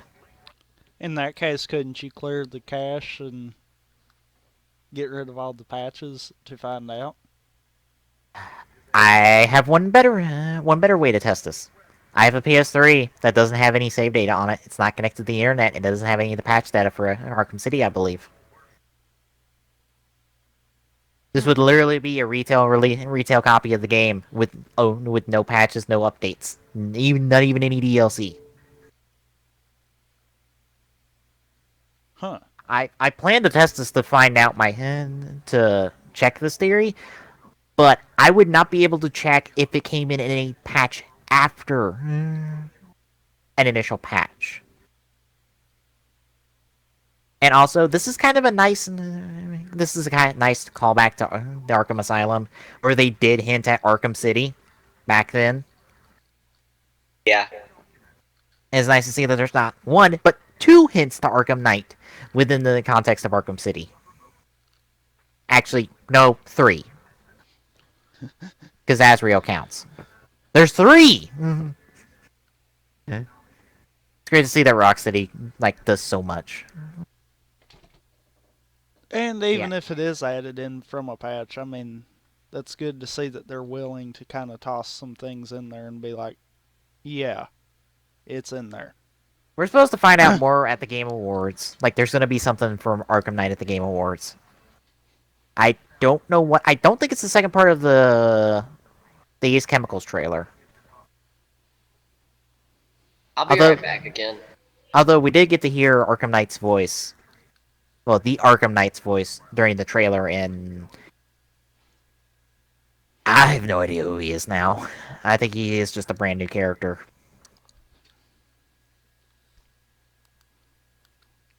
Yeah, but would that follow suit with what they've done? that would follow suit with what they've said. Because they've said the Arkham Knight's a new character. So then maybe in this case, the Arkham Knight is someone that could end Batman. Yeah. I want to say Batman's died before, outside of Final Crisis. But I can't think of any offhand. Anyway, tell me your quick draw. Alright. Mine is going to be a quick jab at the Steam Black Friday sale. Definitely a lot of good games. I'm not going to try to go through all of them. But there's quite a few that are really big discounts. Mm-hmm. One of the biggest ones, and I do not see it listed here, is the Valve Complete Pack, and I think it's like 75% off or something like that. It's So it makes stupidly cheap. so what's $12? I think it's like 25, but still, I mean, that's still stupidly cheap for as many games as you're getting with it. They've got here Watch Dogs, Counter-Strike Global Offensive, The Evil Within, Civilization Beyond Earth, Goat Simulator.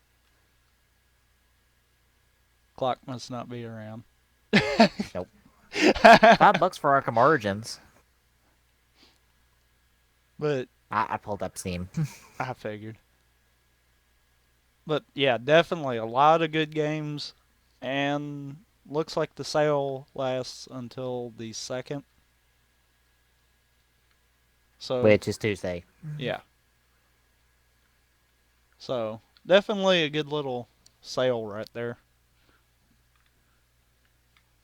Kind of can't transition to Glock because he's not here. He keeps walking away. We can talk about more sales. Yeah. Payday 2, $7.50. If you've been enjoying our Payday 2 streams, there you go. $7.50 for Payday 2. Pick it up, send And, us an invite. and it probably means the DLC is on discount too.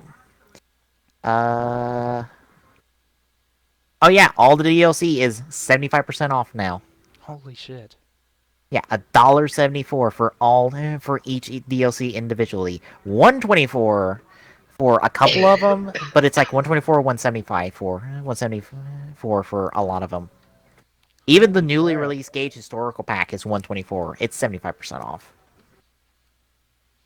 Jeez.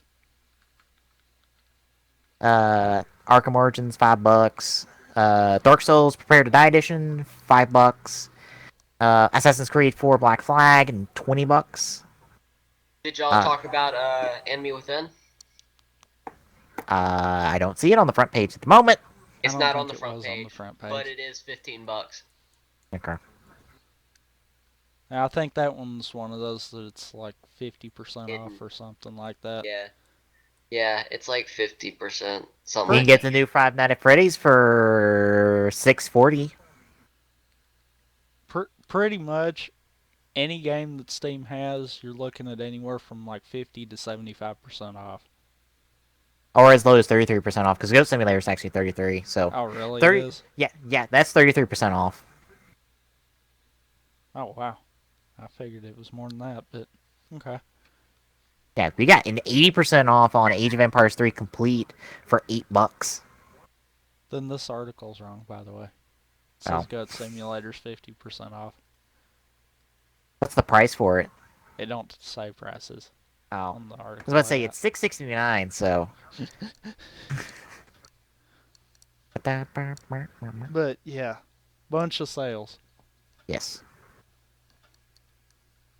So, with that being said, Glock.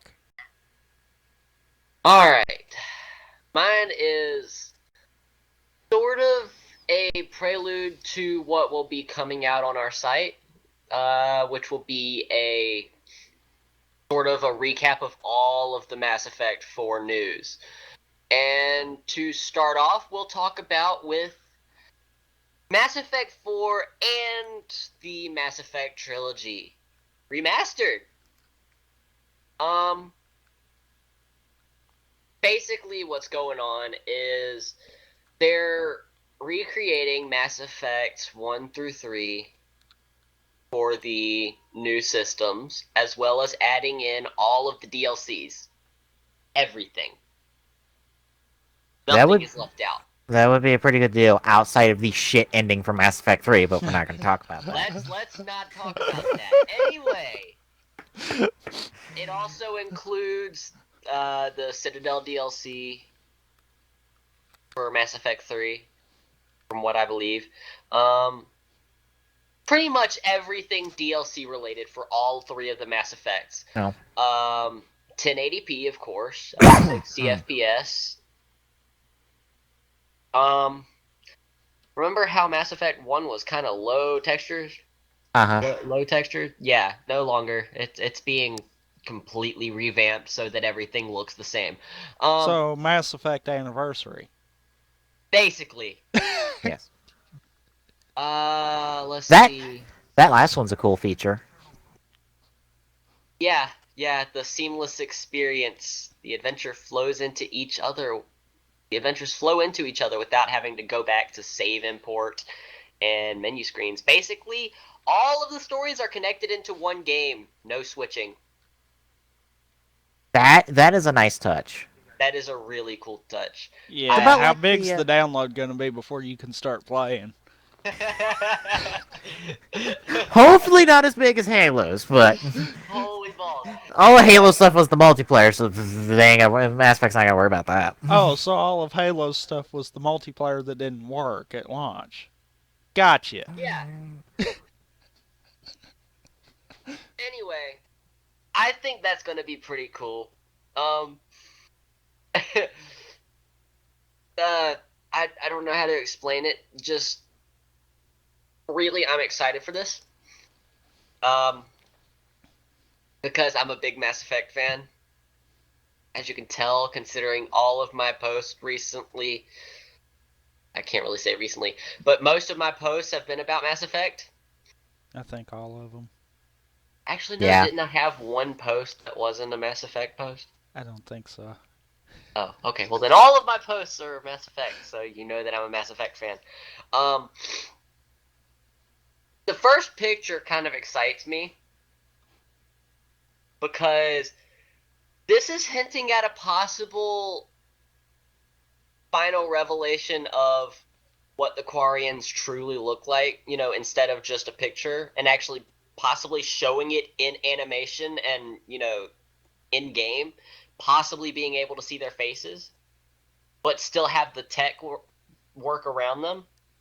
Is that actually from BioWare or is that custom?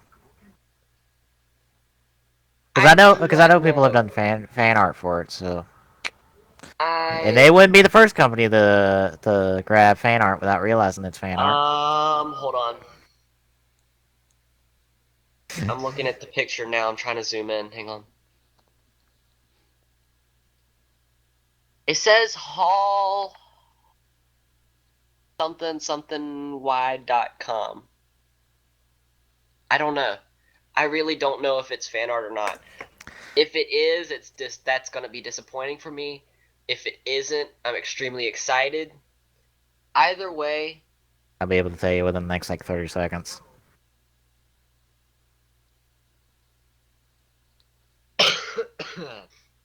What are you looking for? Mass Effect 4 Quarian fan art? No, I did a Google image search. Oh, okay.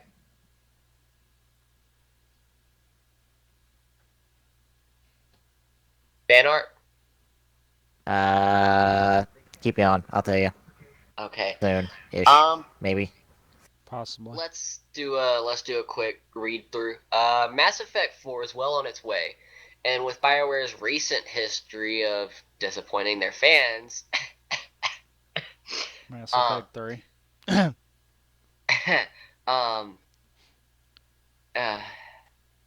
I don't understand why they included Dragon Age 2 in this. I played Dragon Age Origins. I love Dragon Age Origins. And I've played Dragon Age 2. They were different experiences. I don't understand why people were disappointed with 2. It was a different experience with a different setup, and I was happy with it. But other people are just spoiled, rotten little brats that don't want to say, okay, it was a good game on its own. Anyway, they are on a serious mission to regain our trust. And we all know one way that this can be achieved: a complete Mass Effect trilogy box set remastered for Xbox One and PS4. Oh Right, yes, so that everyone can get pissed off at Mass Effect 3's ending again. we're not going to talk about that. Oh yes, the latest news from BioWare. Now that Dragon Age Inquisition is out there for the world to enjoy, and boy am I enjoying it. I'm wrecked today after staying up all night playing. Came in the form of Mass Effect hype. Let's see how this came about. Okay, so there's the Fan article. art, by the way. Oh, dang it. Okay, so there's the Yeah. article that we'll get into in a minute. Okay. So basically, just reiterating what I said, they're creating the first 3 games for new systems, all on one game, all 3 stories together, which I think is going to be really cool considering it can completely change the story, even though we're not going to talk about the 3rd one and how it didn't matter. That's the only bad thing about the 3rd one, in all honesty. I poke, but I jab BioWare every time we talk about Mass Effect in terms of the Mass Effect 3 ending. But, in all honesty, that's the only bad thing about 3, is the stupid bullshit ending. That makes no goddamn sense. It's completely out of fucking left field. It's crap writing, in all honesty. Honestly, I think what happened was they focused so much on the build-up that they couldn't get the ending finished in time, so they just shoved something stupid in. No, they overcomplicated the ending. It did not need to be that. It didn't need to have that final fucking bullshit twist to try to redeem the fucking Reapers. It didn't. You didn't need to redeem the Reapers. You should have redeemed the Reapers, and that's what the ending was trying to do. It was trying to make you feel bad for the Reapers and make you understand them. No, you don't need to understand the Reapers. All you need to know is they're fucking war machines. Well, at the same time, I have to look at the Leviathan DLC. The Leviathan DLC made you feel bad for the Leviathans, which created the Reapers, and it made you want to destroy the Reapers even more. Right, but you don't need to fucking sympathize the Reapers. At no point do you need to sympathize with Reapers because you've spent 3 whole games fucking drowning them in blood of all the shit they've done. But my point with this is, what they're trying to do is they're trying to set up a story like Final Fantasy VII Crisis Core. You've played it, right? Or at least you know the story? I know bits of it, but I know how it ends. Okay. Do you know how Genesis is like the main, or one of the main antagonists of the game until the end? Vaguely. Near the And by end, when vaguely, I mean not really. Okay, spoiler alert, spoiler alert, spoiler alert. If you don't want spoilers for Crisis Core, mute me now. Okay. Genesis dies. Uh-huh. Well, he doesn't really die. He deteriorates. I don't know how to explain it. Simplest version. Just simplest version. Okay, he dies. And when he dies, he gives you the story of what his life was like when they were kids. Him and Jill and Sephiroth. They were friends, and they played, and they had fun. And he gives you this in-depth story of how they became what they were. And it kind of breaks your heart because you just killed a guy that was more misunderstood than he was a villain. Even then, though, he still sees himself as a villain. Because he honestly believes that he was a monster. And it breaks your heart even more because when you start to look at it, you start to feel like that only reason he was like that was because he believed that's what he was. and that he could have been something a lot more. And I think what they tried to do was they tried to set up a story similar to that within Mass Effect, where that can't work. This is an AI. This isn't human. This isn't a human mind. It's not. The AI does not regret things.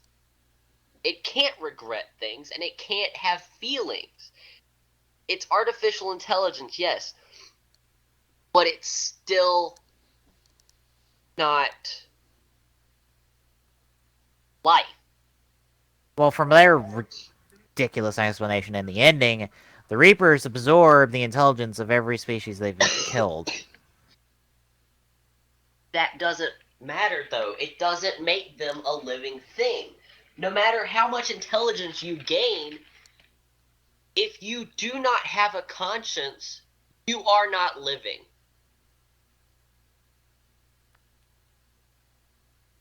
That is how I see it. And that's how I saw the Reapers. They were not living, no matter how hard they tried to push that, oh, you should feel bad for them. They were not living. They were not, I don't want to say real because it makes me sound like it's all in its head. No, it's not. They were real, but they weren't real. Okay. Do you see where I'm getting I've got a at, problem with something you said a little bit back. The only thing that you deem as being alive is them having a conscience. Not really more So not really a conscience, but having some kind of a moral standing. Okay. Still, even with that. That's what I meant. So I you're didn't mean telling a me conscious. Cortana's real. I just mean like having some kind of a moral standing. An AI never has a moral standing. They do something based off of logic. You're telling me Cortana's real. Look at a whole nother franchise. All of her intel is learned. But she was created through real DNA, so she gained some sensibility of moral. But she's And still an Made her AI. in some way, even though it wasn't specified, in some way she was real. She was still an AI. She still fell under the same effects that all other AI did. She functioned under logic. She functioned under learning other technology. Yes. Technically speaking, there is no difference between her and the Reapers. But the fact that she was created through a living person and not just through tech made her gain a moral standing. It made her gain that sympathy, that empathy. It made her gain what makes us human. So, in my standing, yes, she was a person. Even though she was tech, she was still a person because of the fact that she could give an opinion and not base everything off of logic like any other AI would.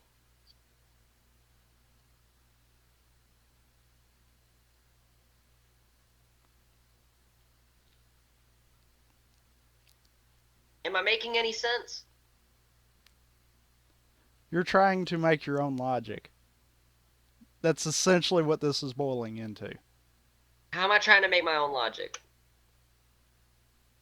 Do you know for a fact exactly how the first Reaper was made?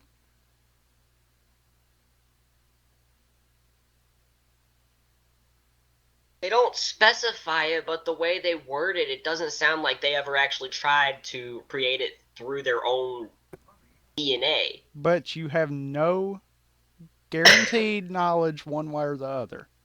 True, there is no as guarantee. far as you know, the But Reapers could be identical to how Cortana was made. They could be, but they never show any moral standing. Cortana shows a moral standing. You have to agree with me when I say the Reapers never have a true moral standing. They base everything they do off of logic, and their logic is that every so many years they create AI and the AI tries to rebel, and the Reapers found the solution as being, well, kill off all of the advanced people so that there's no real war. That was a logical solution that would end the problem but not completely solve it. Am I wrong when I say that was a logical solution?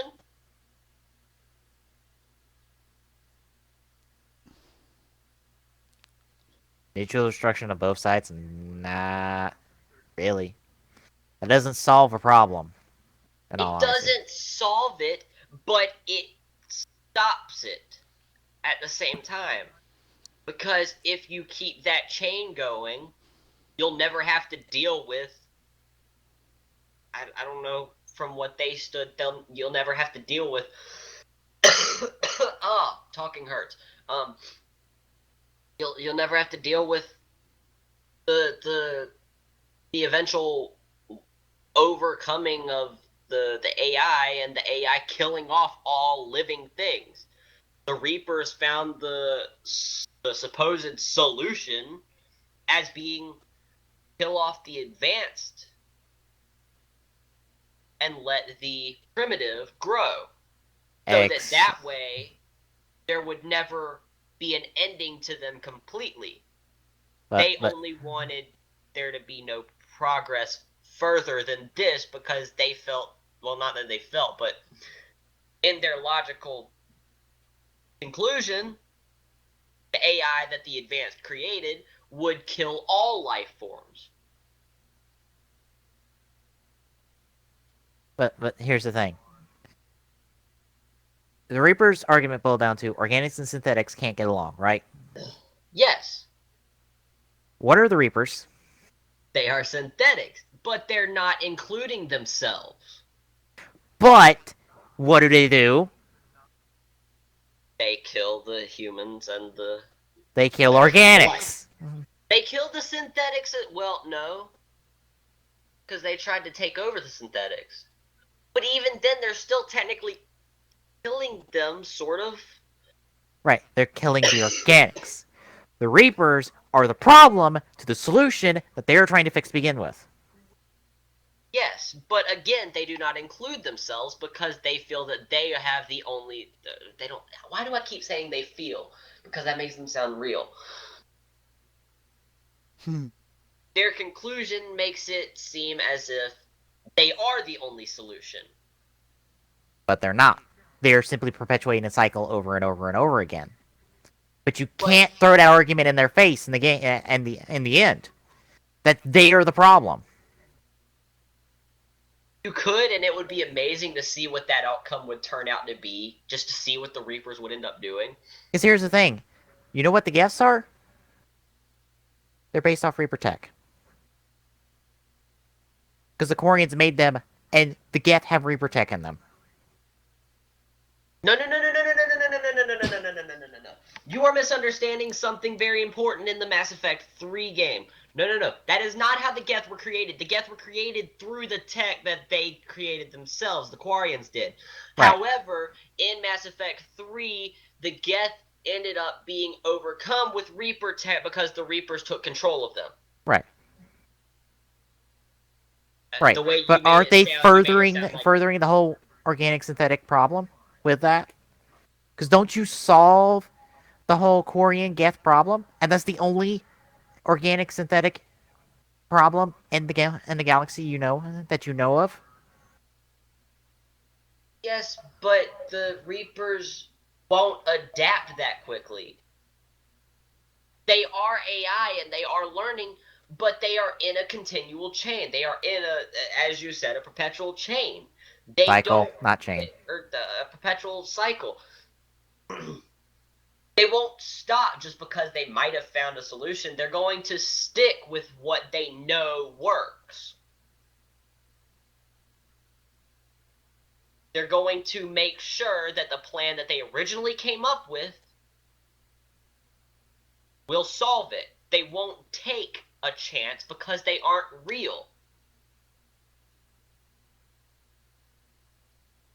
I'm I'm just pointing out I the know. problem with the ending, and it's always been my problem with the ending of the Reapers. Their logic is flawed. Why is Tommy not talking? You might be Part disconnected. no, Oh, oh, partly because this is more your guys' territory. yeah. Oh, okay. Somebody hasn't played the Mass Effect game, so Honestly, the way I played the Mass Effect. I played Mass Effect 3. I didn't like the ending, but I understood what they were trying to do. They just failed horribly at it. To me, I don't like the ending simply because of the fact of it feels like they said, okay, you know everything you did in all three games, yeah, that means nothing, and that just kind of irks me there. yeah. It's Well, like if isn't you're that gonna what spend Homefront all this did? time building into that, then you need to find a way to incorporate how any choices you've made so far could alter what the ending is. Instead of having the three set choices at the end of the game, have it set up to where the choices between that the beginning of three to that point in it automatically forced you to do one of the three. But really, if you look at all three of the games, technically all three of them did the same thing. It's just you were looking for a final true three different outcomes. Right. But the problem is all three outcomes suck, except for the one that is apparently the worst of the three.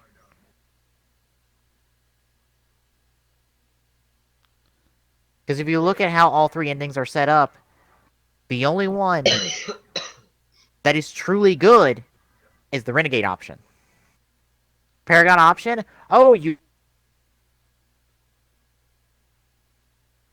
um, Jeremy. I think that's a disconnect. Okay. Um, But yeah, and I understand what you're that saying, but if you paid attention to Mass Effect 1, no matter what you did at the end, Saren died. There was no getting past it. Saren died. that's fine. I'm not Oh, debating in he that. didn't disconnect. Okay, you never finished your sentence. Yeah. I, I'm not debating, like, the choices, like the number of choices. I'm saying the choices that you were given when they were presented were shit. Yeah, The Paragon ending is not a true ending because you're doing what the Elusive Man did. and the elusive man killed himself, basically. Right, and the Um, Elusive Man was wrong. yeah, The but the the like neutral turn everyone into this organic synthetic organism is not the right choice either because you are changing the very DNA of everyone, and that goes against the very core of the Mass Effect franchise. You don't make it decisions that change everyone. That's not your job. You're never meant to do something like that. Your choices affected the people around you, affected people directly. it never affected everyone. Right. And you were never, like, changing the DNA of people. You were trying to direct them in the right path. You weren't trying to force people on a new path. You were trying to talk people into a new path. That depends on who you were as a character, though. If you were truly renegade, you were trying to force them into the path that you wanted them to be in. Right? But you're still doing it with words. You're just being a lot more aggressive with your words. True, true. I'm saying you're doing change with words, whether it's a lot more peacefully or very aggressively. Because Renegade never really was like full out, I pull my fucking gun on you and I will shoot you. Renegade was a lot more aggressive. It wasn't like full on, like, fucking evil. Yeah, The but Paragon ending, the Renegade ending, you eliminated the Reapers. Like you were always supposed to do. Like it was your job from day one was to eliminate the Reapers. but that's And the thing, sacrifices though. were. That's the thing, though. What is the renegade? he's the person that gets the job done no matter what. Maybe that's what they were trying to push, was that no matter what the Reapers said, you were getting your job done. You were killing them. If you could say killing them, because I don't believe they're real. You were destroying the Reapers. You were getting your job done, no matter what anyone said. So maybe that's why, in the end, they finally decided, okay, this will be Renegade. But is it? Because I don't see it as is. To give the Reapers a second chance for everything after everything they've done? To humanize the Reapers? Really? Really? I don't This, even see how that could be possible, to humanize the Reapers. well, that's what the Star Trial tries to do. Is he tries to humanize the Reapers, tries to get you to side with them. Honestly, when I And went through everything it, he says is bullshit. when I went through it, one of my 5 times going through that game, I just decided to shoot the Star Child in the head. And then you got the bad ending. I don't Well, the care. super bad It ending. was satisfying. But Anyway, that's the thing. Everything the Star Child says is bullshit. And I feel like at that point, when you're talking to the Star Child, you should be literally going through your history and being like, look at what I've done. Look at the shit I've gone through. Fuck you. You are a crock full of shit. Jeremy, What? the Citadel. Why do you? What did the Star Child say? What did the Star Child say he was? The Star Child said he was the Citadel. He says some bullshit like that, but he's a fucking Reaper, I can tell you that much. Yes, he was, but he said he was the Citadel. And he's connected to the Reapers, obviously. Yeah. If he was the Citadel, and he was connected to the Reapers in a way where he was in an alliance with them of some kind, of course he's going to make it seem like the ending that you want is the bad ending, because that's destroying his ally. That's why I'm saying the Renegade option's not the Renegade option. The game is literally trying to trick you.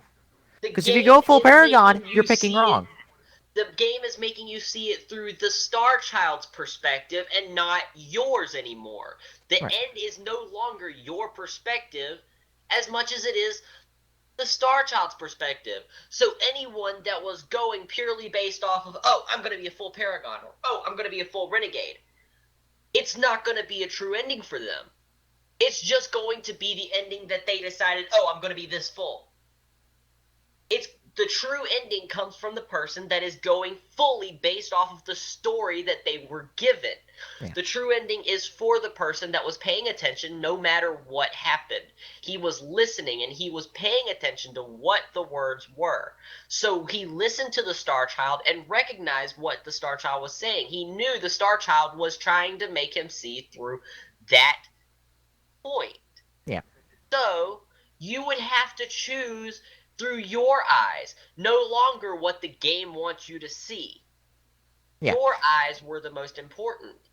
The game tries to fuck with you once more because it shows the Paragon ending with the Elusive Man and the Renegade option with the Commander you've been friends with all game.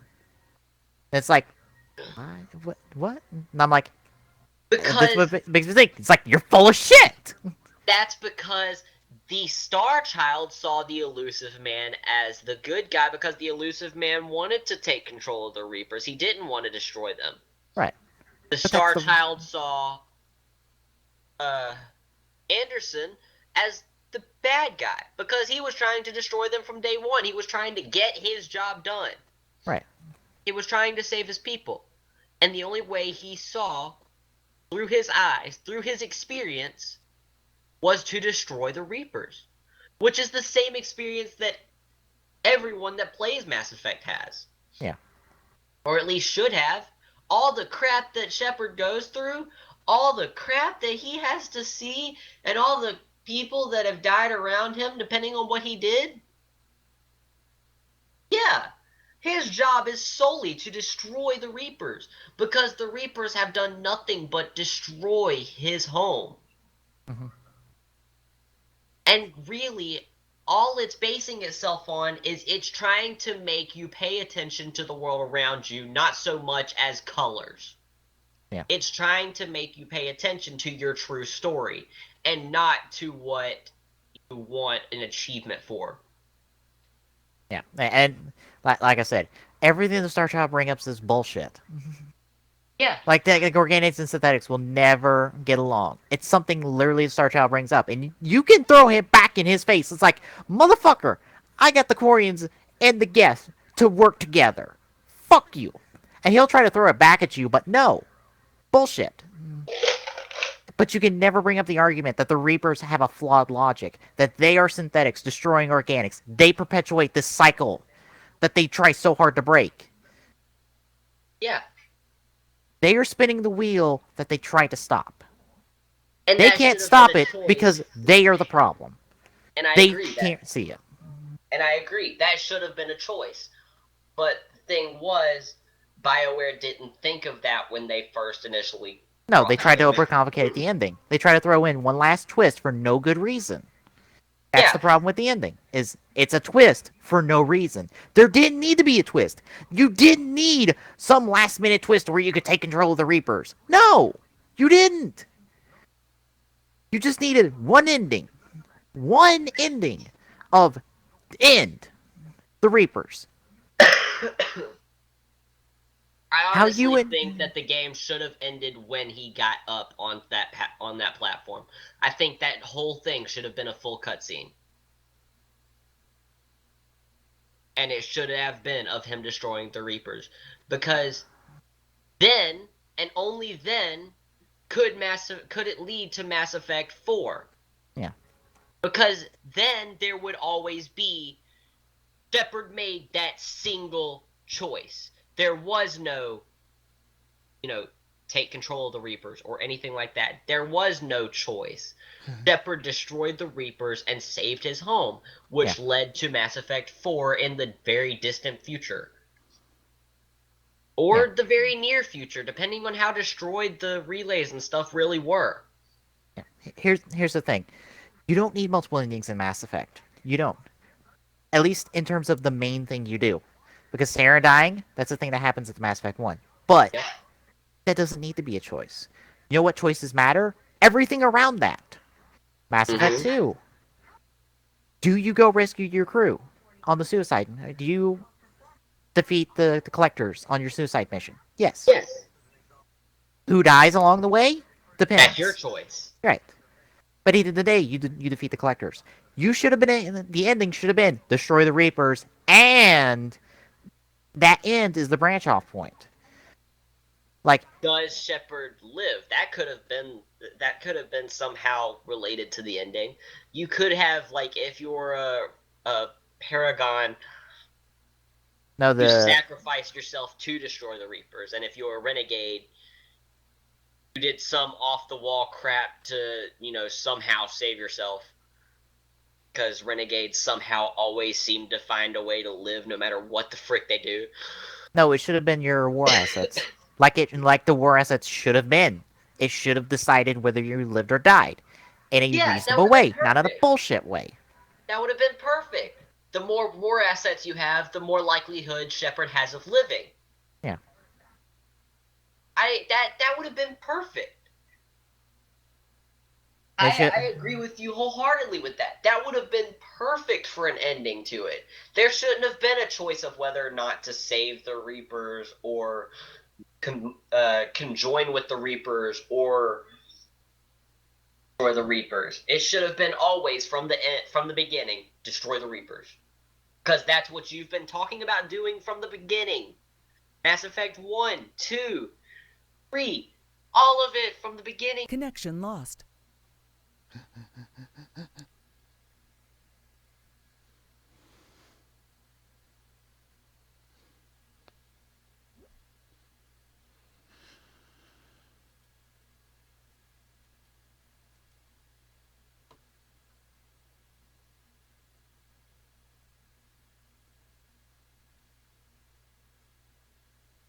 Connected. There it goes. Okay. I connected before. Sorry. Okay. But anyway, that was I guess that was our big topic today. It was your quick draw and then us getting on a tangent. Hang on. That wasn't the full quick draw because we still have the final. Oh. I know. I Uh, honestly didn't expect us to get off onto this. this is Okay. Mass Effect 4.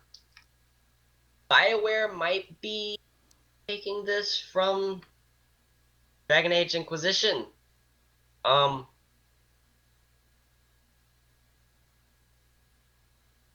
do I explain this? I don't know how to explain this. Okay.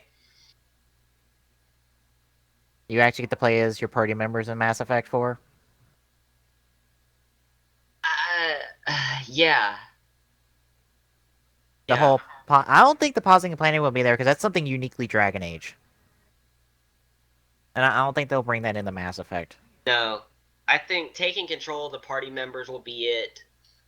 Open world. And That's of course technically choices. in there, it's just not And of course open world. It's open galaxy, in all honesty. Yeah. There's an open world in Mass Effect 4. It's just, in Mass Effect, it's just not one But place. It's multiple planets.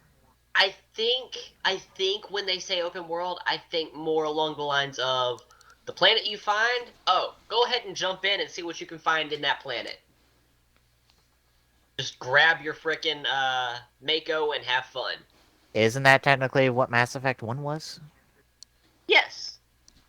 But a little more advanced, like, there's always something there unique to that planet.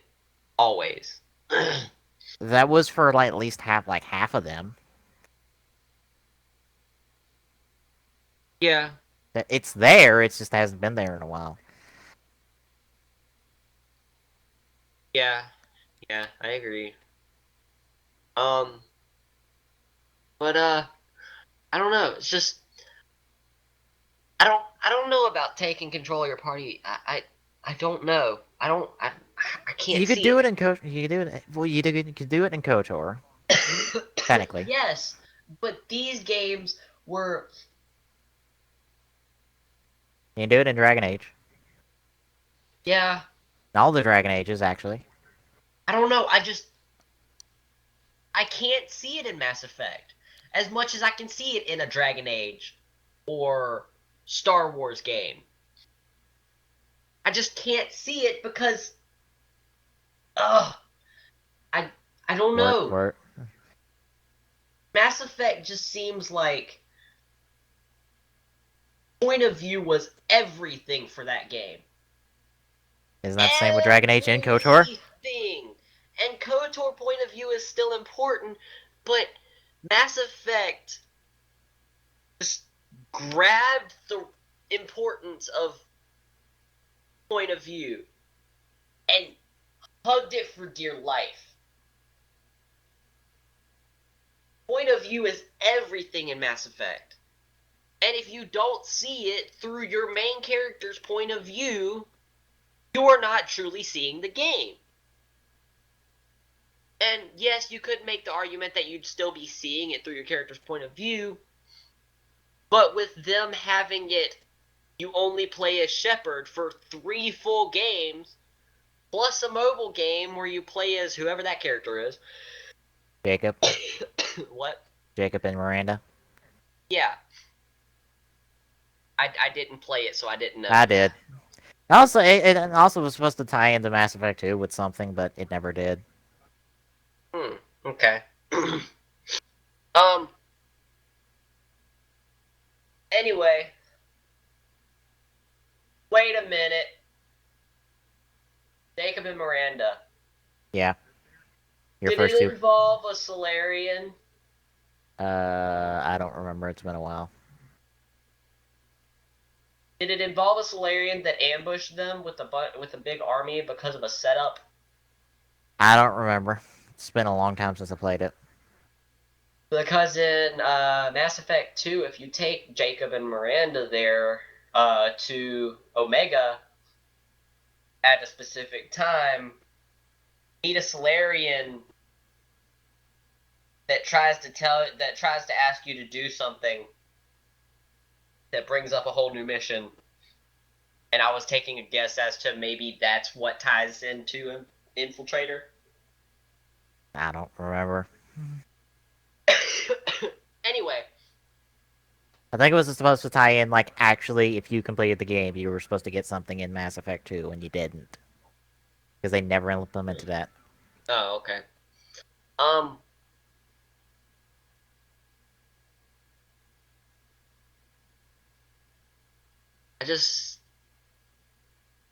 I don't know.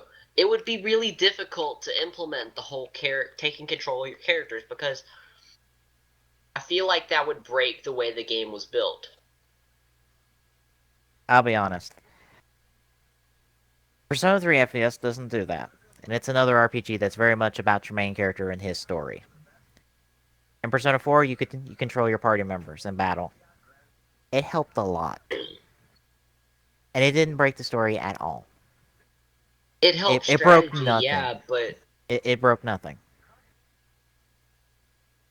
the thing is, the engine that they're running, it never implemented that, and I feel like if they actually try that with the new engine, they might break the game. They might be able to do it with Dragon Age because Dragon Age always had it. Well, they have experience doing it, so they might be able to do it in Mass Effect. Here is where the main saying comes into play. Matter of fact, I've heard Tommy say it before. If it ain't broke, don't fix it. They ain't fixing it. It's just adding something new to it. Add something new story-wise. Don't focus on the gameplay. The gameplay was fine. You played Mass Effect 3. Didn't you like the gameplay? No, Yeah. don't even pay attention to the story. Didn't you like the gameplay? Wasn't it set up pretty well? It was easy to control. It was fun.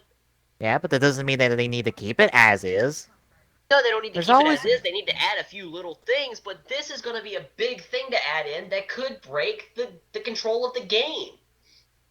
Yes, but it also could add a whole new element to it. Just as easily. It all depends on how they do it. Just saying. I don't know. Just as easily as it could break it, could it improve it? It could go one way or another there. It could, but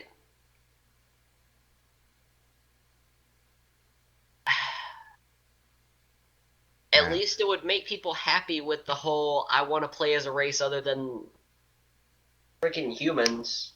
I don't understand Well, why everyone freaks out over that. So what? You don't implement, oh, I can't play as Aquarian. Whoop-de-doo, you have a story. You're a human anyway! Quit arguing! They want more variety and options. Who cares what they want? It's a game! You're human anyway. Why do you want to be something that you're not? Experience a different story. Yeah, I guess it could give a different perspective, but I don't know. Anyway, the whole switching characters, I can't see it in Mass Effect. If they want to try it, try it. I'm not going to argue. If they can make it work, they can make it work. But right now, I don't feel that it can work. Because, I mean, there's so much of a difference within it. Within each character and each species. So, they would have to basically create a completely different control for every type. And that would be no different than any other RPG that's had other races. True. In all honesty. I just feel like it would be too difficult. And you know, with stuff that's too difficult, it's gonna screw up something. That's a greater challenge for BioWare if they want to try that. And if they But want to do take you on that really challenge, do you really think that they need to, though? Is it really something that should be required? nothing is required. But if they want to do it, let them do it. Let them see if they can actually accomplish it. If not, they'll drop it the next game. All right. Now, open world. As I said,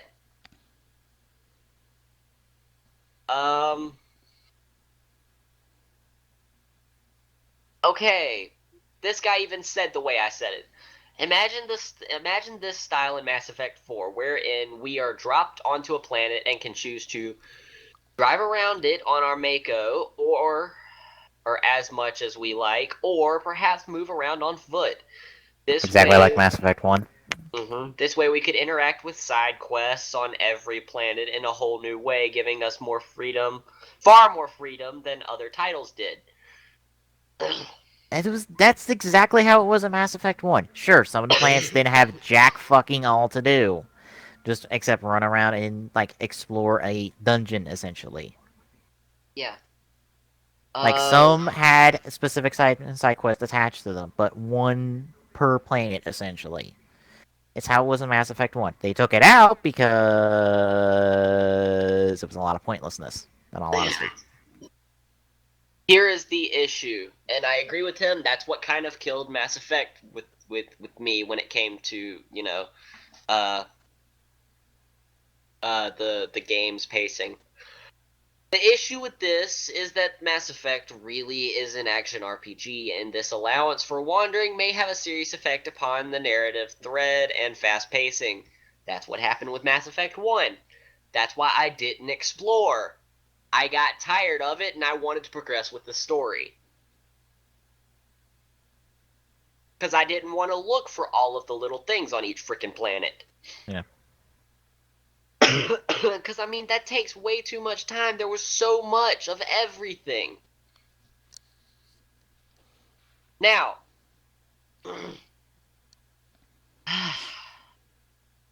we're getting into the exact reason why many people hate Mass Effect 3, including all of us. Choices!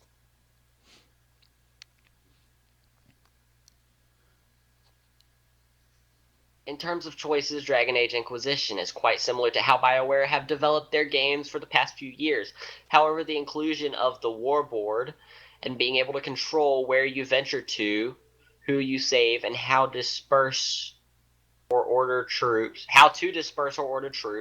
could be a very interesting addition if Mass Effect 4 features a story that resembles the Inquisition's vital world-saving mission.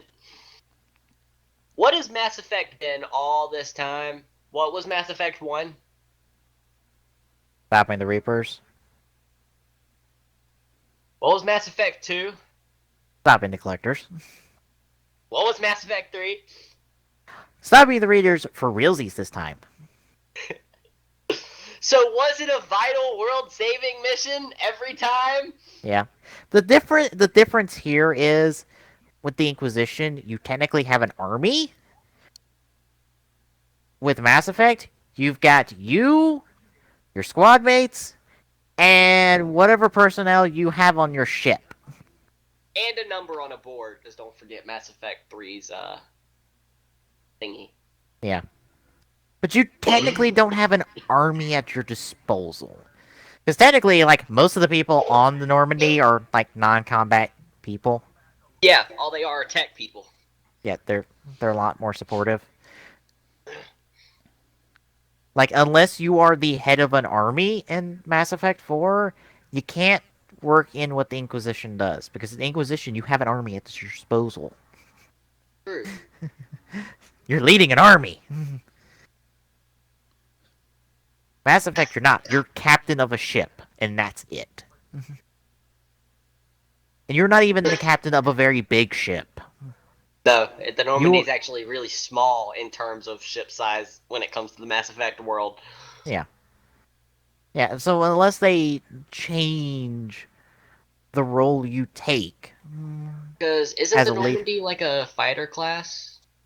uh, I I can't would remember what class they said it was. I would equate it more to the Millennium Falcon in terms of size, Yeah. but I can't think of like what class of ship to call it. But I equate that to more where it's large enough to hold a crew, but it's not large enough to really. Hold an army. Yes. But Of course, the Normandy's larger than the Falcon because it's got a lot. You can fit a lot more personnel into it, but oh yeah, they essentially serve kind of the same purpose.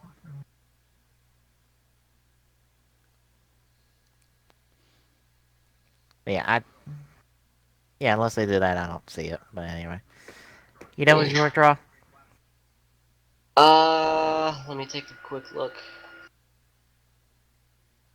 See if I'm missing anything. Maybe something that I didn't bring up. doubted on that second one. You know, Glock, I swear, have to have the biggest record for longest quick draws. Doesn't help that I've helped him on that tangent. I know, but he gets off on tangents on his own. Yeah, and he always likes to double up. I don't mean Yep. to. It just happens, okay? When something I'm really interested in comes up, I'll talk forever about it. Anyway, that's all for my quick draw. Other than I'm really excited for Mass Effect 4, and don't forget to check the news corner of our site soon. I'll be posting my Mass Effect 4 recap of all the news that has come in and sort of what I'll be expecting, and possibly have a little bit of what Tommy and Jeremy think as well. I'll be honest. That whole win back people's trust. I'm one of those people. That ending Kind burned of me burned you. enough to just not be interested in Mass Effect off the bat. Like I've not bought any of the DLC for 3 at all. I'm I was disappointed, but I'm not giving up on them yet. It was one mistake, and it was an easy mistake to make. They wanted to try something new, so they tried something new and it failed horribly and made them look like idiots. It's an easy mistake to make. I'm hoping that they can learn from that mistake and never do it again. We'll Fortunately, I find feel like out they in the next haven't game. owned up to it because they apparently stand by their ending. And when they were saying like, "Oh, we got this extended cut that will fix the problems of the ending," and I'm like, "No, you didn't. You didn't When even you come close." screw up really bad, I mean really bad to the point of you look like the stupidest guy on the planet, you're not going to want to own up to that. You're I'm going to sorry, but want to no, find a reason as to say, oh, it was intentional. no, you own up. I don't care. You own up. You fuck up. You own up to it. Yeah, I mean, man up and say, look, we screwed up. We're gonna try to fix it, but we can't guarantee it Yeah, because we royally fucked up. yeah. I'm sorry, but no. It doesn't matter how stupid your mistake is. You own up to it. Yeah, By not owning up to it, you make the mistake worse. yeah. And it doesn't help that BioWare is all sorts of teasy and hinty about something else about the ending. And I'm like, unless you actually do something with this, I don't care. You can tease and hint all you want, because they've done it. Yeah. I'm hoping for the best, and I'm gonna give them my hope for now, and I'll see where that takes me. They gotta prove it to me. They gotta prove it. Yeah, we'll find out soon. All right. Well, after that very long quick draw, Yeah. And look, it wasn't my fault, and you know it. partially your fault. It was. We kind of split it down the middle. That's what I said. It's partially your fault. It's partially yours, partially mine.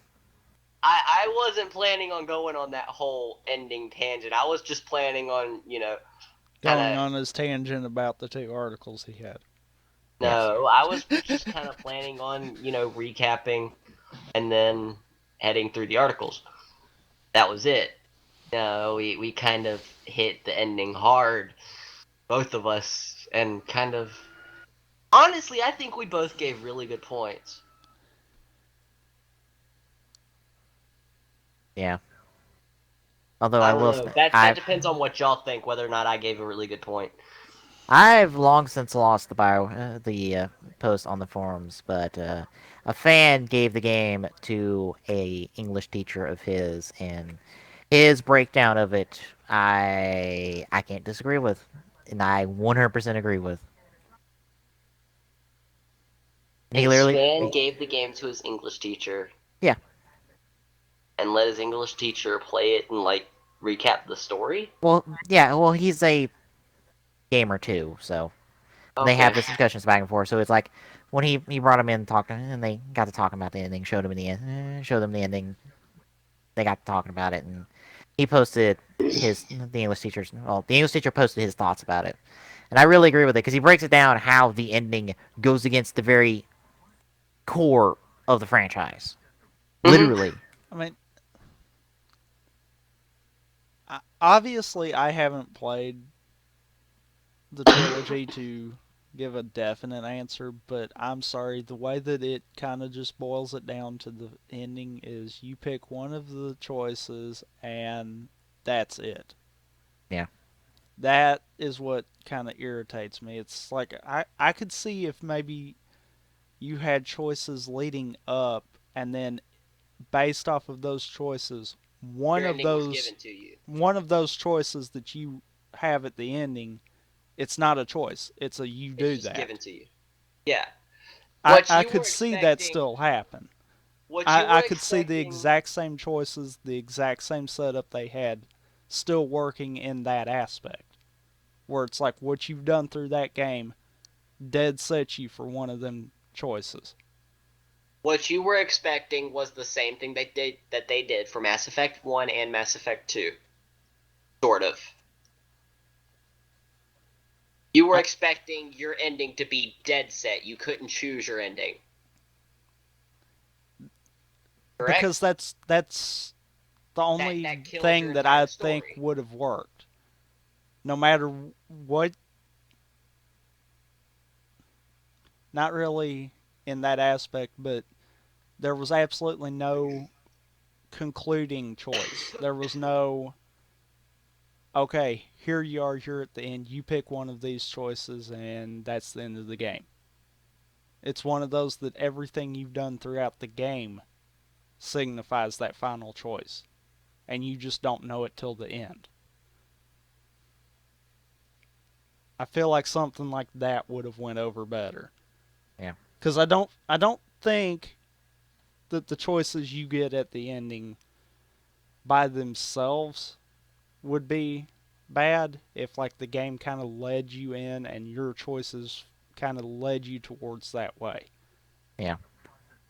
But the I was, simple fact of it don't matter what you did for the rest of the game, it only matters what you picked right there. That was like, whoa. So you're meaning to tell me that I literally could hand this game to anyone else, tell them to get me as far as I wanted in it, and then just pick that last choice Yeah. because that's really all that matters. yeah. I've always felt like that the game should have ended not there on the Citadel as shit's blowing up. Should have ended on a rebuilt Citadel years down the line. You don't know how long. At some anniversary party of you and all your mates from the Normandy.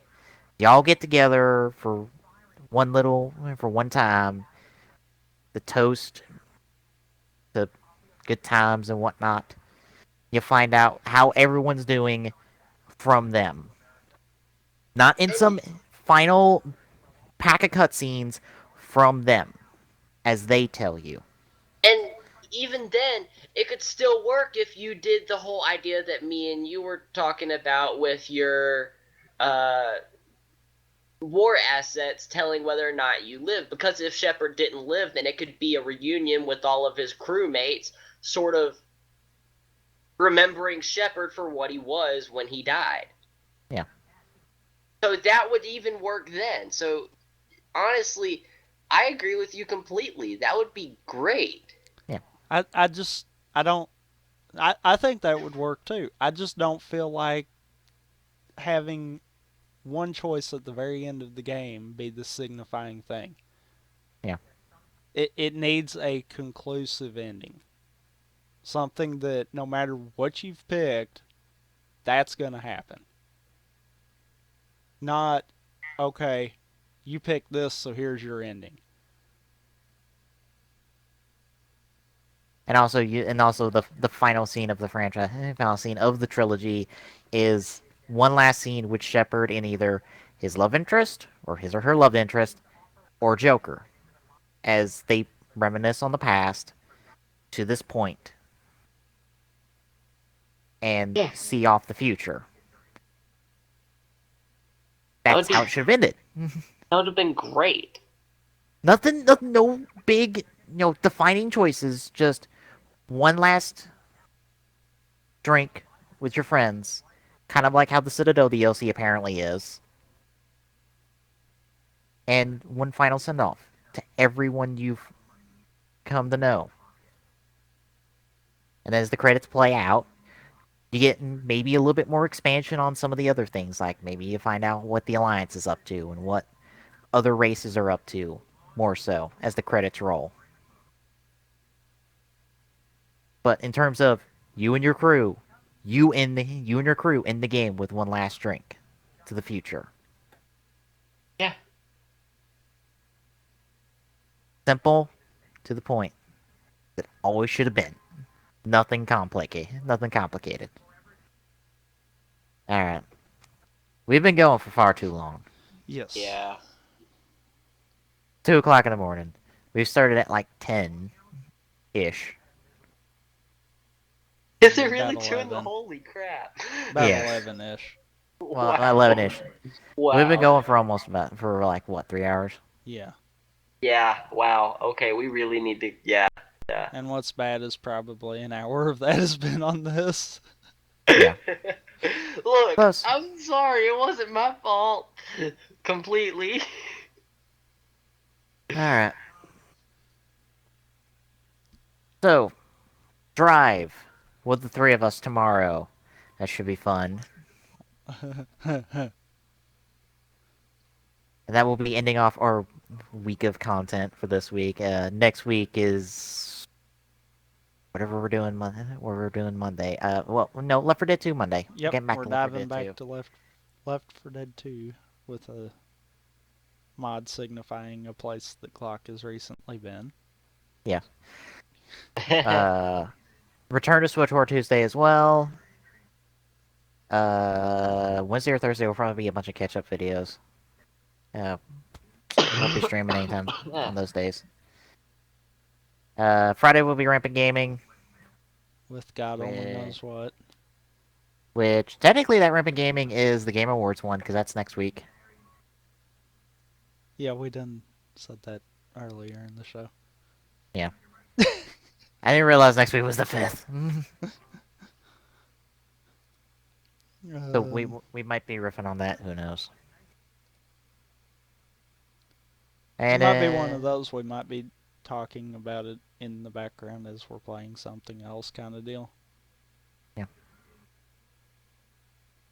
And we're watching it? Yeah. So yeah. Well, I wouldn't say watching it, at least having it on in the background. Yeah, because I can turn on my Xbox and have it on in the background through that. It's going to be I on wish I Xbox had Live. Xbox Live, then Oh, I wow, could do same. that.